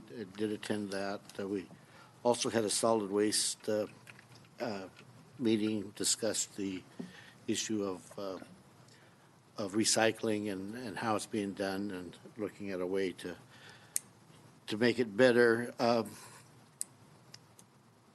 The important thing is I spent a week away in Southern California, and I was fortunate enough to be in an area where the air was clean and I had electricity, and it was really nice. But each day I did buy a Los Angeles Times and a Desert Sun, and reading the opinions and looking at the perspective of what Southern California talks about as far as their fire threats and their outages is really a whole lot different than what we see in our rural areas. So there is a disconnect. The focus. I listened to an interview on one of the public service stations with Governor Newsom's about funding and things like that, and he just talks to the big population areas. He's not talking to the rural areas, and there's where our focus. We know that we need to, as Tracy mentioned, we need to really get our word out, and that's my report. Okay, Supervisor Brennan. Yeah, most of the meetings I had still took place. A few were canceled with the power outages, but the one that I want to really highlight is a phone conversation I was on with regarding the Forest Management Task Force, the Governor's Task Force, and the effort to morph that and really make that more about SRA lands included in that forest definition, and the need to really start focusing in on greater capacity for vegetation management. And of course, that really took the intensity in the conversation really increased with the power outages and then the subsequent fires that did happen in Sonoma County and other parts of the state. So I believe that is going to happen. I believe that we will see it in the very near future where that will morph, and we will see additional resources and capacity to deal with the vegetation in the SRA as well as with our public lands. The other meeting that we had that I'm hoping will bear fruit, if you will, is met with Mr. Koslevy and Mr. Boyack and UC, looking at how we can get more resources in doing food preservation in Tuolumne County. Some of the other counties are doing a good job utilizing CalFresh and being able to get some canning programs and like I said, food preparation. And so looking for some opportunities there. And I also got to spend a couple of days out of the county in Phoenix, Arizona, and enjoyed myself down there. But I just do want to say that. Did you notice I took a little ride across the border? I paid $1.25 less a gallon than I did on the other side of the I did river. notice that, Supervisor, and I think in Phoenix it was $1.50 less than what we're paying in California. Well, yes, it was part of our conversation down there. But I do want to say that to Supervisor Campbell's comments, I also had a lot of the same observations of gas cans that didn't have good fitting lids. We had some warming fires that were put out by folks that, it was beyond me how we would start campfires outside when we had a high wind power shut off. But unfortunately, some of those things were happening. And so we've got to look at how we articulate with people how to be safe when we have these power shutoffs, because unfortunately they are going to be a new normal for the next few years. Okay, so in no particular order, certainly not in time order, but on Sunday I attended the American Legion monthly Veterans Breakfast at the Veterans Hall. They do that every month on the first Sunday of the month, and it is their fundraising effort that goes all year long, and it funds their activities all year long. It's a great opportunity to go in and have a breakfast and contribute to a very worthy cause. A lot of the time that I've spent has been on our NDRC discussions. I have to say that I'm hopeful that the state is going to get out of our way on that one a little bit. It's been kind of a frustrating experience, and right now we're still trying to set up a meeting with them to hopefully finalize that and let us get into construction of our two centers. I did attend a community meeting in Gold Springs. Their Firewise community project that they're doing. They had a big meeting down by Jolly's Pond. It was a great event. I counted over 30 people that attended. And I have to give a shout out to Jerry Tannhauser. I'm sorry, I can't help it. He was the real driving force behind that effort. He was also the driving force behind a couple of our Fire Safe Council projects on either side of Parrots Ferry that were put in or done to pretty much protect not just Gold Springs, but that whole area from Blue Mountain Minerals up the hill to Columbia and on. Some real good work done there by our inmate crews. So not ours, but the prison. I would encourage communities to look into the Firewise program. It's a nationally accredited program, and it does give you some leverage in discussions with insurance companies. I don't guarantee that that getting through the program is going to make sure that everybody in the community is going to keep their homeowners insurance, but it gives not just the individual homeowners some leverage in their discussions, but it gives us as supervisors leverage as we go forward to say, look, we're developing Firewise communities. What a lot of people don't realize is if we go out for grant funding and the county goes out for grant funding and we contract out to do some amount of work, we're paying prevailing wage on that. Okay, but if it's done through a private organization, a 501c3, which Gold Springs has set up, their homeowners association is a 501c3, that they don't have to pay the prevailing wage on it. So grant funding goes a lot farther. Plus, there is no way that this county government is ever going to have the financial resources to do the entire SRA to include privately held lands. So I highly encourage communities to band together, and Gold Springs is a really great example. I believe that Pine Mountain Lake is as well. So. And Lambert Lakes is working on it as well. But take a look at it. It's a really good program, and it would really help not just your community, your subdivision or whatever, but if you've protected yourselves as best you can, you're protecting your neighbors as well. I also have been involved in several meetings at ATCA in the last couple of weeks. And then I've had several phone calls on homeowners insurance and the PSPS outages, both of those issues. And I've been working those as hard as I know how. I agree with Supervisor Brennan. I think that until the liability threat to PG&E goes away, that we're going to continue to see those. They just can't, and I'm not justifying any past actions on their part, but they just can't stand the answer of another Paradise Fire, and they're going to do whatever they can to minimize that. So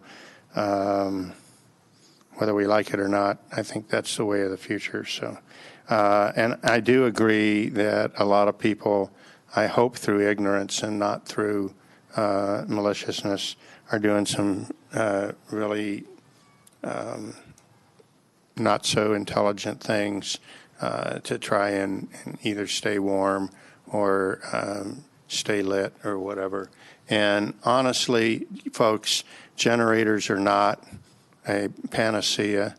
I happen to have one that's hooked up to my house, and I had it serviced right before one of the outages, and after 72, almost not quite, but after 3 days of running, that thing had gone through an entire tank of oil. So if you're going to use generators, it's not a just let it run and don't worry about it. You got to maintain it. You got to watch it. So just something to think about. Other than that, that's my report. If the clerk of the board would read our closed session items. Or 18, 20 to 23. 20 to 23. Okay. Ready? So this closed session conference with labor negotiators Tracy Riggs, Eric Earhart, Ann Fremd, Kim Phipps. Authority Government Code Section 54957.6, all bargaining units. Conference with Real Property Negotiators, Authority Government Code Section 54956.8, property is APN 066-30-63. -054-090-032, and then 062, 670, 021 through 025 and 028. Agency negotiators are Sarah Creo and Tracy Riggs and Maureen Frank, and its price and terms of payment. And then we have Public Employee Performance Evaluation, Authority Government Code Section 54957B1. The titles are Economic Development Director and County Administrator. Okay. Do we anticipate a report out? Okay. We do not anticipate a report out. Other than the closed sessions, this concludes the business for the day. We will be back to report out. Oh, public comment. I'm sorry. How could I forget?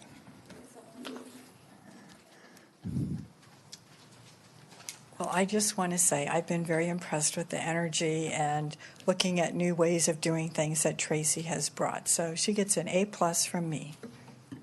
Okay.